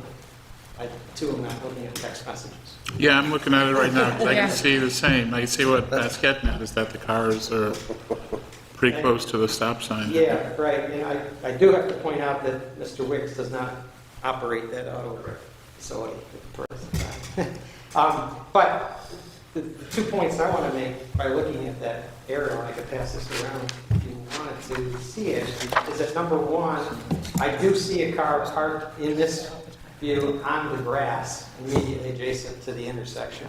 It's not in the pavement. The pavement, parking pavement is not near the intersection. And secondly, there is quite an ample shoulder on that road already that is a part of Stony Road. So I think if there's a concern about people utilizing it as a left turn lane, that's there. I mean, it's just part of the design of Stony Road itself. Actually, I'm looking right at it. And I think that what- I've experienced that turn many times myself. Yeah. I think what Matt was saying is, it's people are coming up to make a right-hand turn. Right, they're making a Not right. the left-hand turn, it's the people that are trying to make a left, it ends up being very unsafe for them because of the people that come up to try to make a right-hand turn, because they just can, it's just, there's space there for them to It's all paved. do it, yeah. We're looking at a GIS photograph where Yeah. the identification of the right-of-way, that's off by several yards. The survey indicates the shoulder of the road, where the shoulder of the road is with respect to what the real timing or the real points are on the property. And having that pavement there, as I said, it just creates that area. The parking lot, the way it is today, was never permitted to be installed that way. It's just been a non-conforming issue forever. And again, we're here tonight to address these things, make it compliant either by variance and or design. Would we be able to do a condition that would say, because Matt makes a good point, instead of just furthering something that's been going on forever,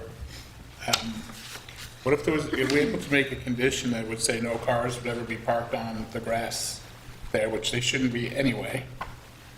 And would that be something that you'd be willing to accept, and would that be enough to make a difference? Well, I don't think he's talking just about the grass, are you, Matt?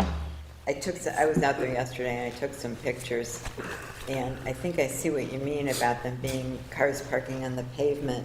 Half on the Right grass. adjacent to, On the stone side, I drive by it to work every day. It's really busy, which is good for the business. I mean, we love to have that busy, but they have those cars parked sometimes. Some people are creeping. Oh, they're, Yeah, that's not good. more than once, they're And just congestion. into the sidewalk or onto the roadway. You know, I drive it every day to work. It's not those cars that are a problem. It's it's the corner of Stony, this line Genesee. of cars is parked on the street frequently. I, Not necessarily onto the street, Yeah, close to, right at the edge. but look where the back of that truck hangs. The tenant needs to sell some vehicles. I just talked to Mr. Wicks about this, and we would be willing to agree to a condition that not only there be some stipulation that you don't park on the grass near the intersection, but we could actually stripe a little bit of that pavement from the right-of-way in. We probably all have the same photo, but you can see. I'm looking at Stony now. Okay, so I'm looking at this one here, you see the red car that's on the pavement? We could stripe it such that there couldn't be a car parked within 10 feet of the right-of-way. Okay. So what if we said, if this was to be approved, what if we said it with the condition that no cars would be parked within 10 feet of right-of-way, and that you would be willing to stripe? Yes, Okay. yep, that would work. Petition, okay. So can we say we'll stripe, because right now, so when we're looking on the Genesee side, the grass, is the grass the right-of-way, or where does the right-of-way begin? You have to go back to the JS. There's a driveway in the Genesee. It looks like, Yeah. it looks like well, you said this is off by a few yards, huh?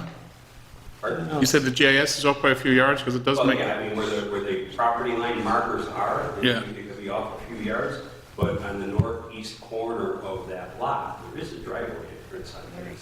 So the driveway, the grass, I can say is, if there's a sign there, if you can see the signpost, but the grass is, the right of way is about 4 feet onto the grass. Yeah, That's where it begins. That makes sense, because I just looked at the map, and Genesee Street right-of-way there is only 66 feet Yeah, wide. it's 66 feet, so there's. So I would put that property line somewhere within the grass. It's not on the pavement on either side. It is about 3 feet onto the grass, and there's an easement, National Fuel, 7 feet easement, I believe, that goes, which, you know, encroaches 3 feet onto the pavement approximately, because I just went through that with National Fuel. But yeah, the 66-foot right-of-way, the 33 feet on the south side of Genesee is about 4 feet from the edge of the. 3.4. Yeah. I've got measured for you. Is that all right, you meant? Yeah, that's the way the survey is calling out, relation to the property lines. so if we said something to the effect of petitionable paint and stripe pavement within, at the right-of-way, and no cars parked within 10 feet of the right-of-way? Within 10 feet. What does that have to do with anything? Variances though, really? It would prevent the It's the zero offset, isn't it, for the side lot? It's the zero, that's the issue. We should move that zero in 5 feet, 10 feet, and that's, Pavement is 0 feet from the property. line. right, we need to make it 5 or 10 or whatever it is. 20. Supposed to be 20. But what's paint on a road, unless there's a curb there or grass or something, there's not. Oh, it would be, Yeah, I almost feel like you gotta put like an island or something in there, I mean, you know? I'm not, Curbed island. I'm not trying to discuss it because we're here to discuss the values of variance, but what's paint on the ground? The property line's still gonna go, there's still gonna be no. People are still going to drive over it. Yeah. Yeah. People that are turning are still gonna drive over that to try to get up to the intersection, like I don't think that's gonna stop people from trying to get through there. I think we're making this more complicated than we need to. So you don't think the fact that we all know that there's an issue right there, and maybe this is a chance to do something about the issue, that it's not worth taking a few steps that they're already agreeing to do? I would think that would be more of the planning board or a different body. Our job is, in my opinion, to review the. But they're not going to go to the planning board. Tell me if I'm right or wrong. I don't think you're going to go to the planning board for this corner. We do have to go to the planning board again. To get it. For subdivision approval and for a recommendation on the The rezone. planning board? So you can take this up with the planning board? After this meeting, we have to get back to the Okay. So if we approve that variance, would the planning board even review that, or would we have to deny that variance request? Say it again? If we granted that variance to 0, correct? Would the planning board even review that and/or make recommendations or changes to the design? Or would we have to deny that request? Well, you'd be at the planning board meeting and you bring up the same concerns, I assume, right? Yeah, when it goes back I again. think so we gotta the go- problem though is that we can't deny just that one part of the variance, it's the whole variance. Right. We can't piece out the pieces of each variance. Quite frankly, this is a legal question, but even with that variance being denied, I don't think that would preclude the planning board and the town board from taking action, favorable action on the rezoning and the subdivision, because it's irrelevant. We're here just to try to clean up the file. Matt, do you think in order, we could get this, we could rely on the planning board to, at least you'll address these same concerns with them? I can't answer for them. Yeah. But if it- These variances, as it was stated, are here to clean the property up and make it compliant. The action that they're taking is not making this non-compliant. This is already an existing non-compliance. Correct. But if we stated this, this would also go back to the planning board and they'd have to put that into consideration, correct? Okay. So therefore, if we did with these conditions, the planning board would have to do something about it then. Good, so, right? If the planning board were to agree to subdivide the property, Yeah. then those zoning requirements would still be in place. So why don't we do this? I'm going to make a motion. Here. Can I just ask a question? I'm sorry. They do that? Yes. No, that's okay. Anyone else have questions? So the concern is not just the cars parking there, which we would have tried to resolve with the stripes, but also with cars exiting onto Stony Road? I don't think that's something we have to be concerned about, because I don't think that's whether or not the 0 lot line, or I don't think what we're doing here would impact cars. It's just how close they park to the street. Okay. I mean, that's more of the tenant, like the tenant-landlord relationship, I think. Yeah. That'd be like if you own a piece of property and you're a tenant or a landlord and your tenant parks on the lawn all the time. It's the same. Right. It's like, they're just parking where you really shouldn't be parking. Let's try this. You know, that's not, And correct me if I'm saying this wrong, but is there, even though there's no curb, is there a curb cut for them to be from the stop sign to the end of the property? There's got to be standards somewhere guided through the county, because it is a county road and a state road. Yeah. So, whatever the curb cut was and when it was originally installed, or when the drainage structure that you see within that right of way is part of Erie County's road drainage system. Okay. That's meant to drain the roadway off on the edge of the pavement of the road. Okay. Why don't we try this? Is anyone else, more questions? I just wanted to respond to Mark, as far as it being like a tenant owner issue, it's also a safety issue, which is. no, one that's of the things we have exactly, to that's what I take mean. It 100% is a safety issue. But that's But our that's on the property, that's like someone parking at the approach, at the apron of their driveway on a corner lot. It's the same thing, it's still their property, so they need to, maybe they just need to be warned that they need to move these cars off of that area because it's a safety issue. It'll be easier, maybe a little easier to police once it's painted. Right, So, exactly.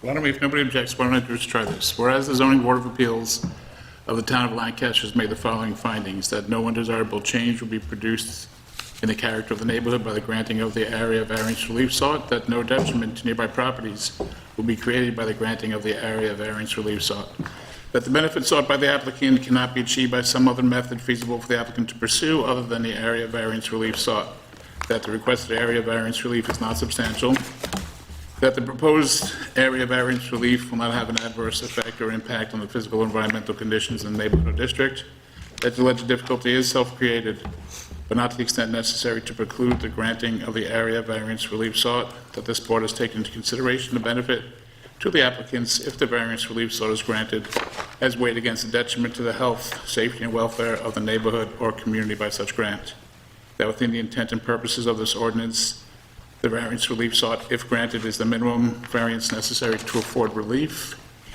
And I'd like to add a condition that petitionable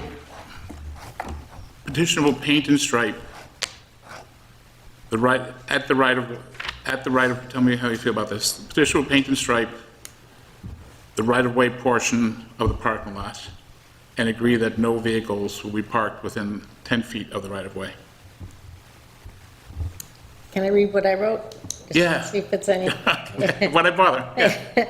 The cars cannot be parked on the grass by the intersection, and the petitioner will restrict parking from 10 feet of the right-of-way by striping the area. That's why you make the big, that's why you're. Nice. I'd like to add that condition as read. Do we have a second? I'll second. Motion by Michael Lee, second by Starr. Mr. Hain? Yes. Ms. Monticelli? Yes. Mr. Storr? Yes. Ms. Dudley? Yes. Mr. Tillmans? Yes. Mr. Zelik? Yes. Chairman Michael? Yes. Petition's been granted. Thank you very Let's much. read, Let's keep going. Diane, do you have it in you to read number 2? To read Can the I next make a one? motion to waive the reading of the notice? You don't, doesn't have to. That's okay, legally, that's fine? Waive it. That's fine. Is there a Mr. Starr has important places to be, so. Yeah. let's do Okay, it. no, go ahead. I withdraw my motion. Go ahead. No. Go for number 2. Okay. I'll start out by saying all the same stuff. I think we're at the same point. I will just touch a little bit on the specifics of the requests, the 4 requests. First one, lot size. This lot would end up being less, would be smaller than what would be required for a lot in the GC zoning, be 0.49 acres, and requirement is 1 acre. But just to point out, that is a residence, and if it was in a residential zone, the minimum lot size would be 15,000 square feet, which is significantly less than what this will be.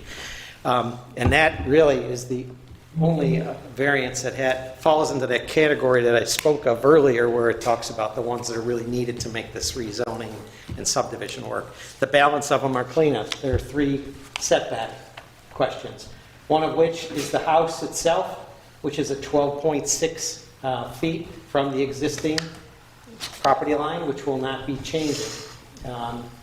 The garage, we've already talked about, it's at 0.2 feet. It's almost on the property line, but again, that's an existing condition. And lastly, the driveway for that home, it's a little bit further away as you enter the site, but as it comes back, and specifically near the garage, the pavement itself is on the property line, so it's a 0 setback. But again, all 3 of those existing conditions we're away from that intersection, so hopefully this is simpler. Okay. Questions? I think we're starting with Zilak. I have no questions, thank you, Chair. Mr. Hain? No, I have no questions. Ms. Monticelli? Thank you, Mr. Chair. I have no questions. Mr. Starr? Thank you, Mr. Chair, no questions. I have no questions. Ms. Dudley? Thank you, Mr. Chair. I have no questions. Tillmans?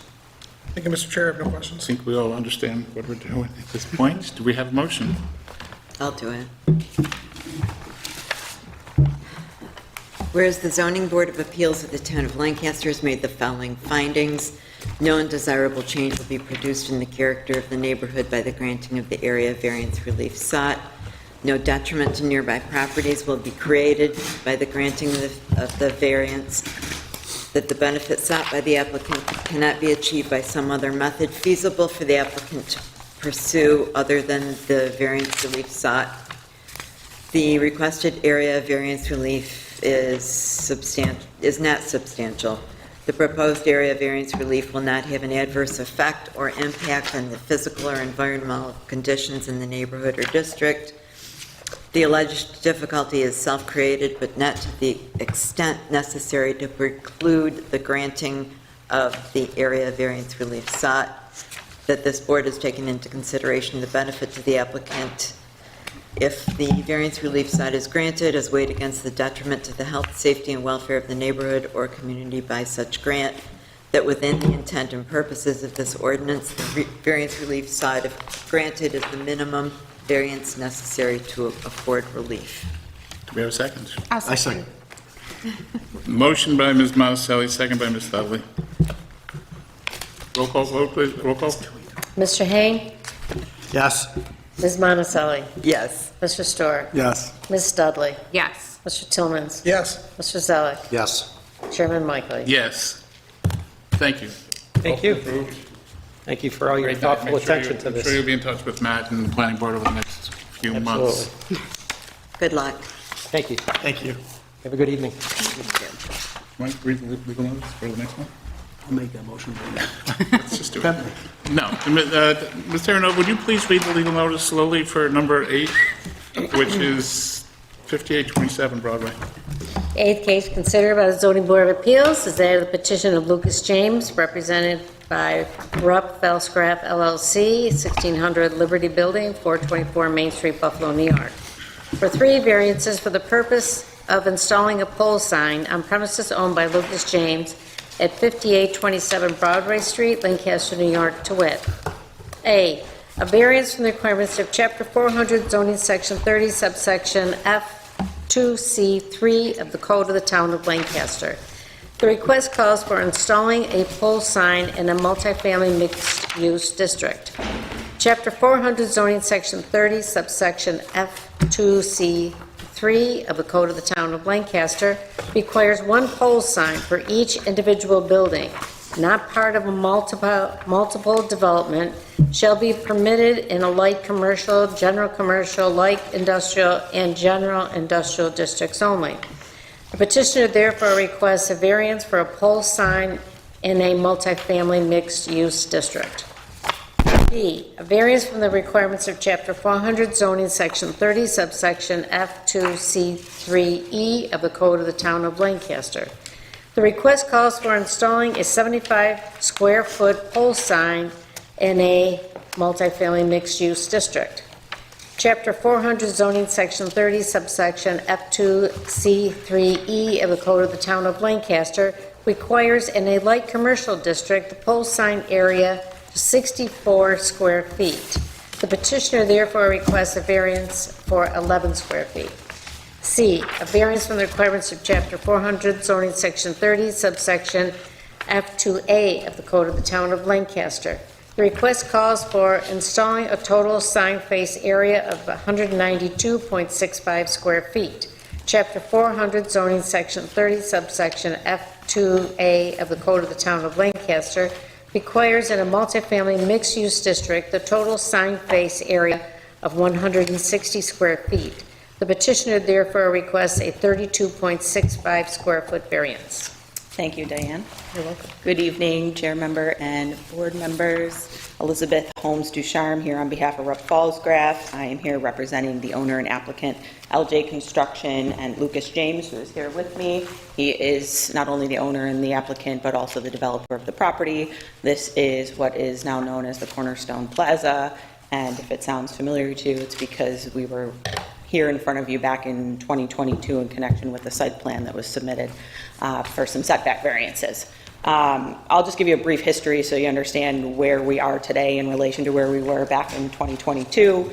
When we were first in front of the board, the property was zoned light commercial, and the tenants that were proposed for Cornerstone Plaza were all in compliance with the commercial district.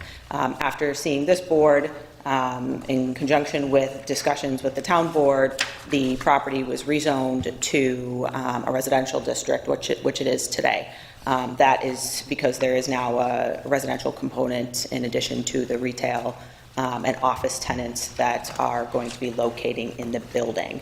From the inception of the project, the intention was to have signage in conformity with the allotage in the LC district because of the nature of the neighborhood. It's located on, obviously, a busy county thoroughfare, and it is a corner property, so it requires signage on both Broadway and Bowen, and as I'm sure you're all familiar with that area, there are a number of pole signs already existing there.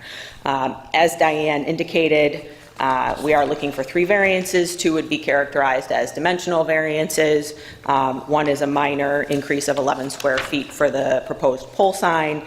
The other one is an increase of 32 square feet for the overall sign face area for the existing building. The building, as I'm sure you guys all know, is up and 95% complete. The tenants are ready to move in over the course of the next month. So this is our last stop, essentially. And then the third variance is permission to locate the pole sign in what was previously a light commercial district and has now been rezoned at the request of the town board to the multifamily mixed-use district. So it's important to point out that obviously variances 1 and 2, the pole sign and the total sign face area increase are purely a result of the rezone that occurred at the request of the town board. And also, I think it's important to note that through all the iterations of plans and submissions that my client has provided to the town, there has been signage proposed on both sides because of that very reason. You know, it's a corner and it's a busy trafficked intersection. Visibility is obviously key in this intersection. So we did present the sign site plan in our letter of intent. Hopefully everybody has a copy of it. As you can see, we've got the tenants on the face of the building that is going to be fronting on Bowen. The highest portion there where the Cornerstone Plaza sign is depicted, originally we wanted to put a second Cornerstone Plaza facing Broadway so that the vehicles traveling from the east, I believe, would be able to see that. We've reduced that to just one Cornerstone Plaza sign to try to bring that variance, that dimensional request down to that 32 square feet for the overall sign face area. Pole sign, you know, aesthetically, it's, I think, a little bit more pleasing than what's existing right along that section of Broadway. I do have a depiction in the application there. It's got space for all 4 tenants. 3 of the 4 are already on board, and as I indicated, intending to move in the next 30 days. And again, the request with respect to the pole sign is that it's a increase in 11 square feet in terms of the sign face area. I did include some pictures of existing neighborhood conditions. As I indicated, I'm sure everybody knows what it looks like now. This is a significant upgrade from what the area looks like. I'm not going to go through all the criteria. I know you guys know it. I just want to make a couple, I think, important points. With respect to the pole sign, you know, the LC district is a commercial district. It's what this property was zoned initially, and it is surrounded by light commercial properties. I think a pole sign is necessary in this area because of the high trafficked intersection and the high traffic of Broadway Road. You know, a monument sign, which is what is required in an MFMU district, is going to be lower to the ground. It's going to be harder to see to the vehicles that are traveling at high rates of speed. So I think it's necessary particularly a safety issue, to identify Cornerstone Plaza to the vehicular traffic before it's too late, before they're passing it. And the sign face area, again, is, you know, it's a function of the fact that it is a corner lot. You know, they need to depict the tenants and the overall plaza on both sides of Broadway and Bowen. So while the increase I don't think is substantial, I think it's very necessary with respect to the location of the property. So with that being said, if you guys have any questions, you know, my client's here, I'm here, happy to answer them. but we're requesting that the board approve the 3 variances that we seek this evening. Thank you. Board questions, I think we're starting with Mr. Hain. Good evening. So I guess, why was it rezoned? The town board, so the original project was a proposed commercial motel development, and the town board wanted a residential component there instead of the motel. And in order to locate the residential component there, it needed to be rezoned from LC to MFMU. And all those approvals have gone through, the rezoning, the site plan, the special use permit. He has everything. This is the last step in the approval process, hopefully. Okay. I guess I'm a little confused by the second request because technically the size doesn't matter because the size would be 0 based on it being an MFMU, but the variance request is in there anyways. It's just based on the LC requirements. The design standards were based on the LC requirements as it was previously zoned. The fact that it did change zoning district prohibits the pole sign. Yeah, so it, yeah, That's kind the result of that rezone. Um, And what we're doing is we're allowing the use of a pole sign in the multi-family mixed-use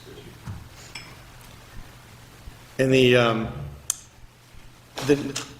Can you describe the construction of the pole sign and I guess the illumination, lighting, LED, control, or whatever it's going to be? Yeah, it's going to be box LED for each 4 tenants on the pole sign. The facade it's a brick underlay, correct? Yeah, Yeah, the poles would actually yeah. be Yeah. Every other property down Broadway, pole signs, they all have pole signs. So it wouldn't look quite abnormal to have a monument sign there when it's surrounded completely by pole signs. But it's not just your average pole sign, we're trying to spruce it up, make it as nice as possible, so it's actually stone veneered poles. And it's in line with the aesthetics of the building, which I'm sure everybody's seen are high-end, construction, and will represent a substantial improvement for that corner. Wait, can I jump in a second? Yeah, the recording is not picking up anyone talking in the back, so Oh, I'm sorry. anything he has said is not. Okay, Mr. James, would you mind just coming up front for a second? If you would just describe again what you had said, which I think was the sign, if you would state your name and address for the record, and, hi, your name? Yeah, Lucas James, resident in Lancaster, 5532 William Street. If you could just repeat what you said back there, because it wasn't picked up by the microphone for the streaming. Yeah, no problem. I was just mentioning that all the properties, on all sides of the property already have pole signs. So it'd be quite abnormal to have a monument sign in this case, I feel, because you'd be looking at pole sign, pole sign, pole sign, and then you have to look down 20 foot to try to notice a monument sign, when all other properties on Broadway, both sides, all have pole signs, taller than this one that we're proposing as well. I also think it's very relevant to say that we already significantly reduced our signage request, which the board approved. Not the signage portion of it, but the board did approve the renderings of the project over and over and over, showing the big Cornerstone Plaza signs on both sides of the building, and clearly stating in their pole sign. Every iteration, the boards knew that it was a pole sign and tons of signage. But we've already significantly reduced the signage just to try to make this a lighter lift and easier variant for you guys. Thank you very much. Thank you. What about? So in addition to the LED lit pole sign, we'll have LED lit signage on, as depicted in here, that also needs a variance for square footage. Backlit, yeah, on the building itself. I have no more questions. No, Sally. Thank you, Mr. Chairman.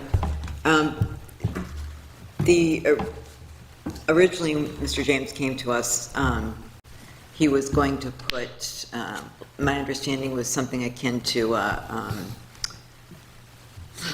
Airbnb situation where there was going to be a turnover. Now this is going to be residential? That's correct. All right, and how many units?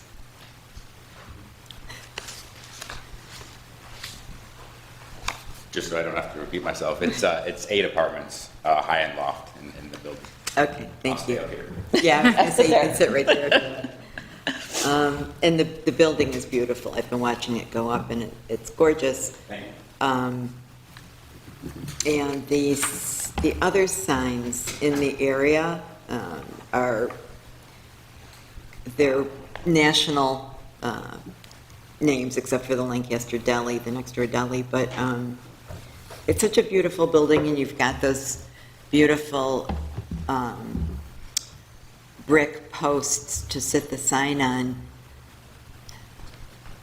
And beauty is in the eye of the beholder, I think. But it's just, I think it's, what I'm looking at here is inconsistent with the beauty of the building, the beauty of the bricks. And that's just an opinion. It's got nothing to do with your requests. I don't have a problem with the requests. It seems to me it could be more aesthetically pleasing. Well, point taken, and, we still have to get the sign permit, so there could be room for improvement. All right, I'll leave it there. Thank you, Ms. Marcel. Mr. Storr? Thank you, Mr. Chair, no questions. Thank you. I would say one thing that would, so I do like this, the project looks great. This sign is a lot better than the Dollar General and the other pole signs in the area. I like the fact that it's double posted with a stone veneer. Would you agree to make that a condition, that the sign would, I would hate to approve this if we do approve it, and then you put up what looks like the Dollar General sign?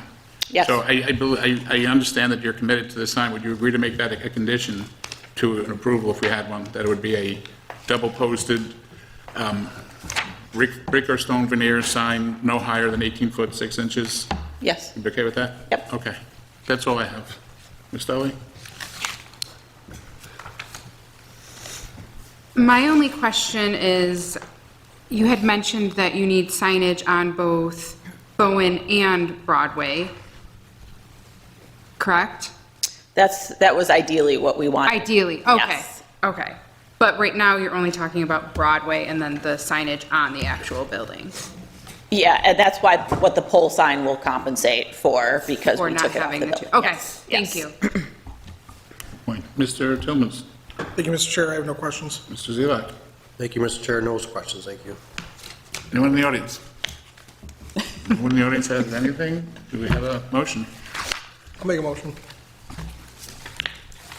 Whereas the zoning board of appeals of the town of Lancaster has made the following findings: that no undesirable change will be produced in the character of the neighborhood by the granting of the area variance relief sought, that no detriment to the nearby properties will be created by the granting of the area variance relief sought, that the benefits sought by the applicant cannot be achieved by some other method feasible for the applicant to pursue other than the area variance relief sought, that the requested area variance relief is substantial, that the proposed area variance relief will not have an adverse effect or impact on the physical or environmental conditions in the neighborhood or district, that the alleged difficulty is self-created but not to the extent necessary to preclude the granting of the area variance relief sought, that this board has taken into consideration the benefit to the applicants if the variance relief sought is granted, as weighed against the detriment to the health, safety, and welfare of the neighborhood or community by such grant, that within the intent and purposes of this ordinance, the variance relief sought, if granted, is the minimum variance necessary to afford relief. Would you be willing to, if I mind if we had it in the condition? Oh, yeah, that's it, which would be, yeah. unless you already wrote it down. I'm suggesting that, I don't want to hamper you in case this falls down and say that it's always got to look exactly like this, but that it would be a double posted sign with a brick or stone veneer posts. It's a decorative veneer. Decorative veneer posts. Or they want to make it wood. If you want to make it wood, that'd be wonderful. That'd be great, Okay. okay? Thank you, Mr. Stork. Excellent point. Got that? Brick or stone or wood? I would just say decorative veneer. Decorative veneer. Decorative. Yeah. Yes, we'll see, it'll be seashells. I'll second that motion. Mr. Hain? Yes. Ms. Monticelli? Yes.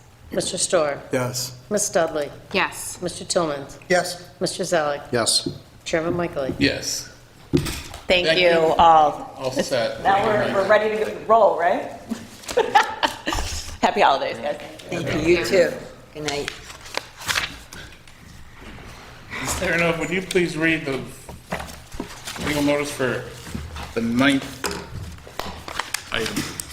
5827, what is it, 58? 6026 What is it? Broadway? I have 6026 on here. 6026. Yes, 6026 Broadway. I don't have the, I probably have one. I'm going to make, I'll And make a the- motion that we waive the reading Okay. of the legal notice because we've already read it. I can just read. He's got somewhere to be. I can read the abbreviated, the 9th case considered by the zoning board of appeals was the adjourned petition originally noticed on November 2nd, 2023, of Brian Young, Young Development Incorporated, 1120 Billis Road, Elma, New York, for 3 variances for the purpose of installing 2 illuminated ground signs on premises owned by 6026 Broadway Street LLC at 6026 Broadway Street, Lancaster, New York. Welcome back. Please tell us your name and address for the Good record. evening, Joe Young, 1120 Bullis Road in Elma. Thank you. So I have a couple handouts. It's our passing now. Thank you. But it's going to be very similar to what we talked about last time with just a little bit of adjustment. And even we talked about it a little bit earlier today, myself and my dad, Brian. And if it's possible, and if it helps us get to the finish line on these variances, we would like to pull back the variance request to illuminate that sign on pavement. Just have a box sign there with no illumination. Just so people in the daytime know where they're going to be going, but we won't illuminate it at night. So do you mean it will be a illuminated sign but will never be turned on? Is that what you're saying? It would just be the cabinet. It would just be a cabinet there. With no power. Correct. With no power, correct. Yeah. With no power? Well, okay. Yep. On pavement? Yes. Okay, what about Broadway? Broadway, we're still going to look for that one to be illuminated, just so it conforms with the Edgewater sign that I have here on the front. Yep. At 5828. No illumination on pavement, okay. Yep, but just, again, to go through this, what I handed out here, we got the sign for Edgewater, which the sign for Edgewater East on Broadway, it's going to be very similar to that. I included this last time as well, Lancaster Commons, that's right up the street from us. This is a rendering of what the sign would look like on pavement. And then as we keep going, we look at the signs that are on the site plan. So the first one there is the one on Broadway, which again, we're requesting the variance for that to be illuminated. No setback there. And then on the next one, we're looking for that sign on pavement simply to the setback variance, not illuminated. Okay. Is that good? Anything else? Any questions?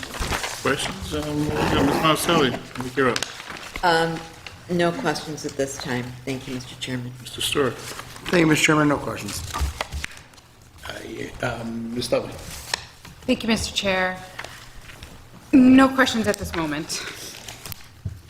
Mr. Tillmans. Thank you, Mr. Chair. I have no questions. I have one question, thank you, Mr. Chair. The one that's on Broadway closer to Bowen, the same exact illumination? Yes. Okay. Yep. No question. I drove by today before we adjourned, and it looks good to me. It's not overly illuminated. It didn't really project. From driving by 30 miles an hour, it didn't stand out where it's almost blinding. Okay. No further questions. Thank you. I concur with Mr. Zelak that the existing Edgewater sign at the other development is of a fair illumination. It's not distracting, it's not overpowering. If we could keep it, the one on Broadway, to a similar light level, I would approve. Yes.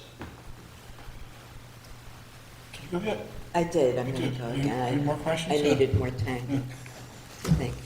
So, you're back with the same proposal for the Broadway sign?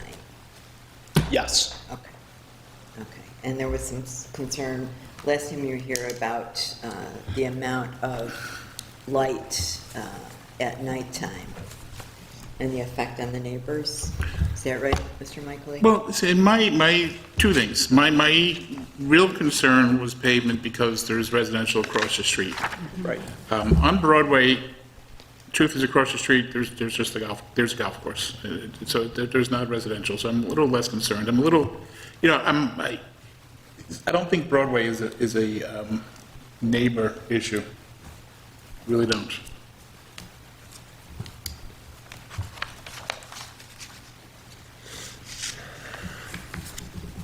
You good? Any other board questions?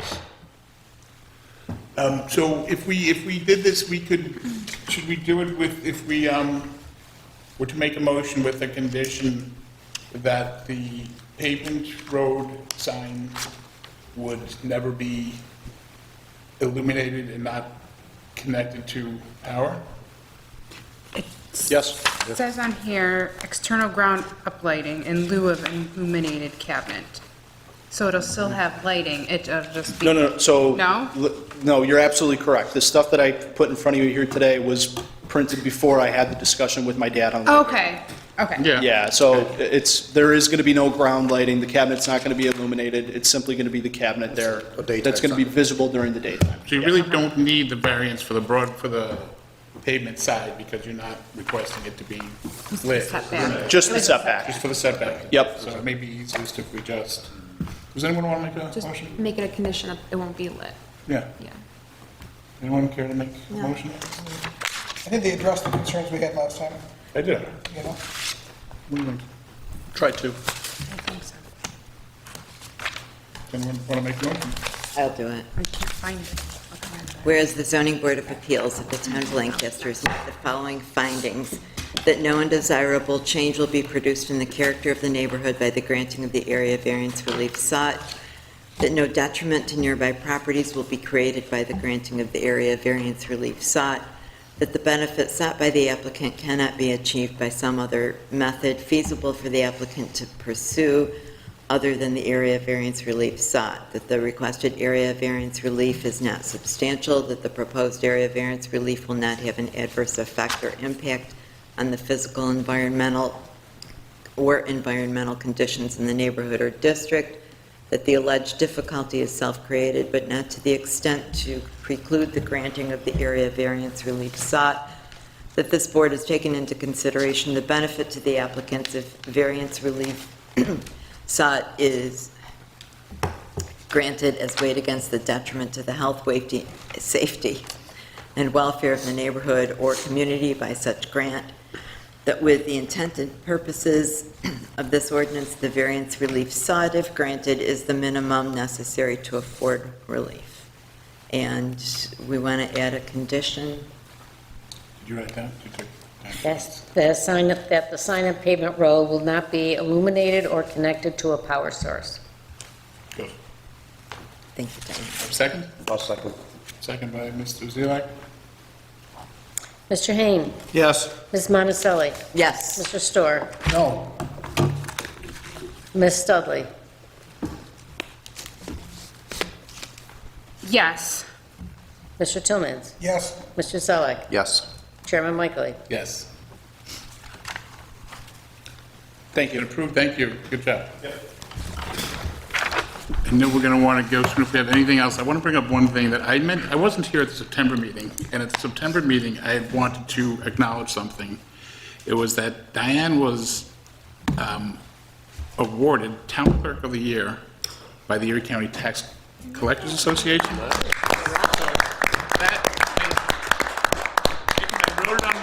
I wrote it on my notes in the calendar that day, and I missed that meeting, so I'm glad we actually finally got. Thank you. Oh, congratulations. Congratulations. Boy, nobody Diane. deserves that more. Oh, you're sweet. Congratulations to Melissa, and this will be Melissa's last meeting. Miss Melissa has given in her resignation. She'll be a town board member come January 1st.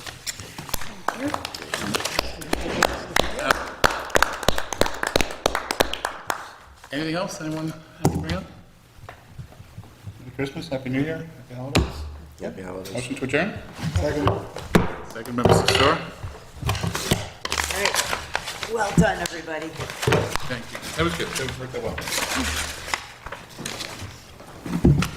You know you got a lot more paper in your. I know. It might not fit.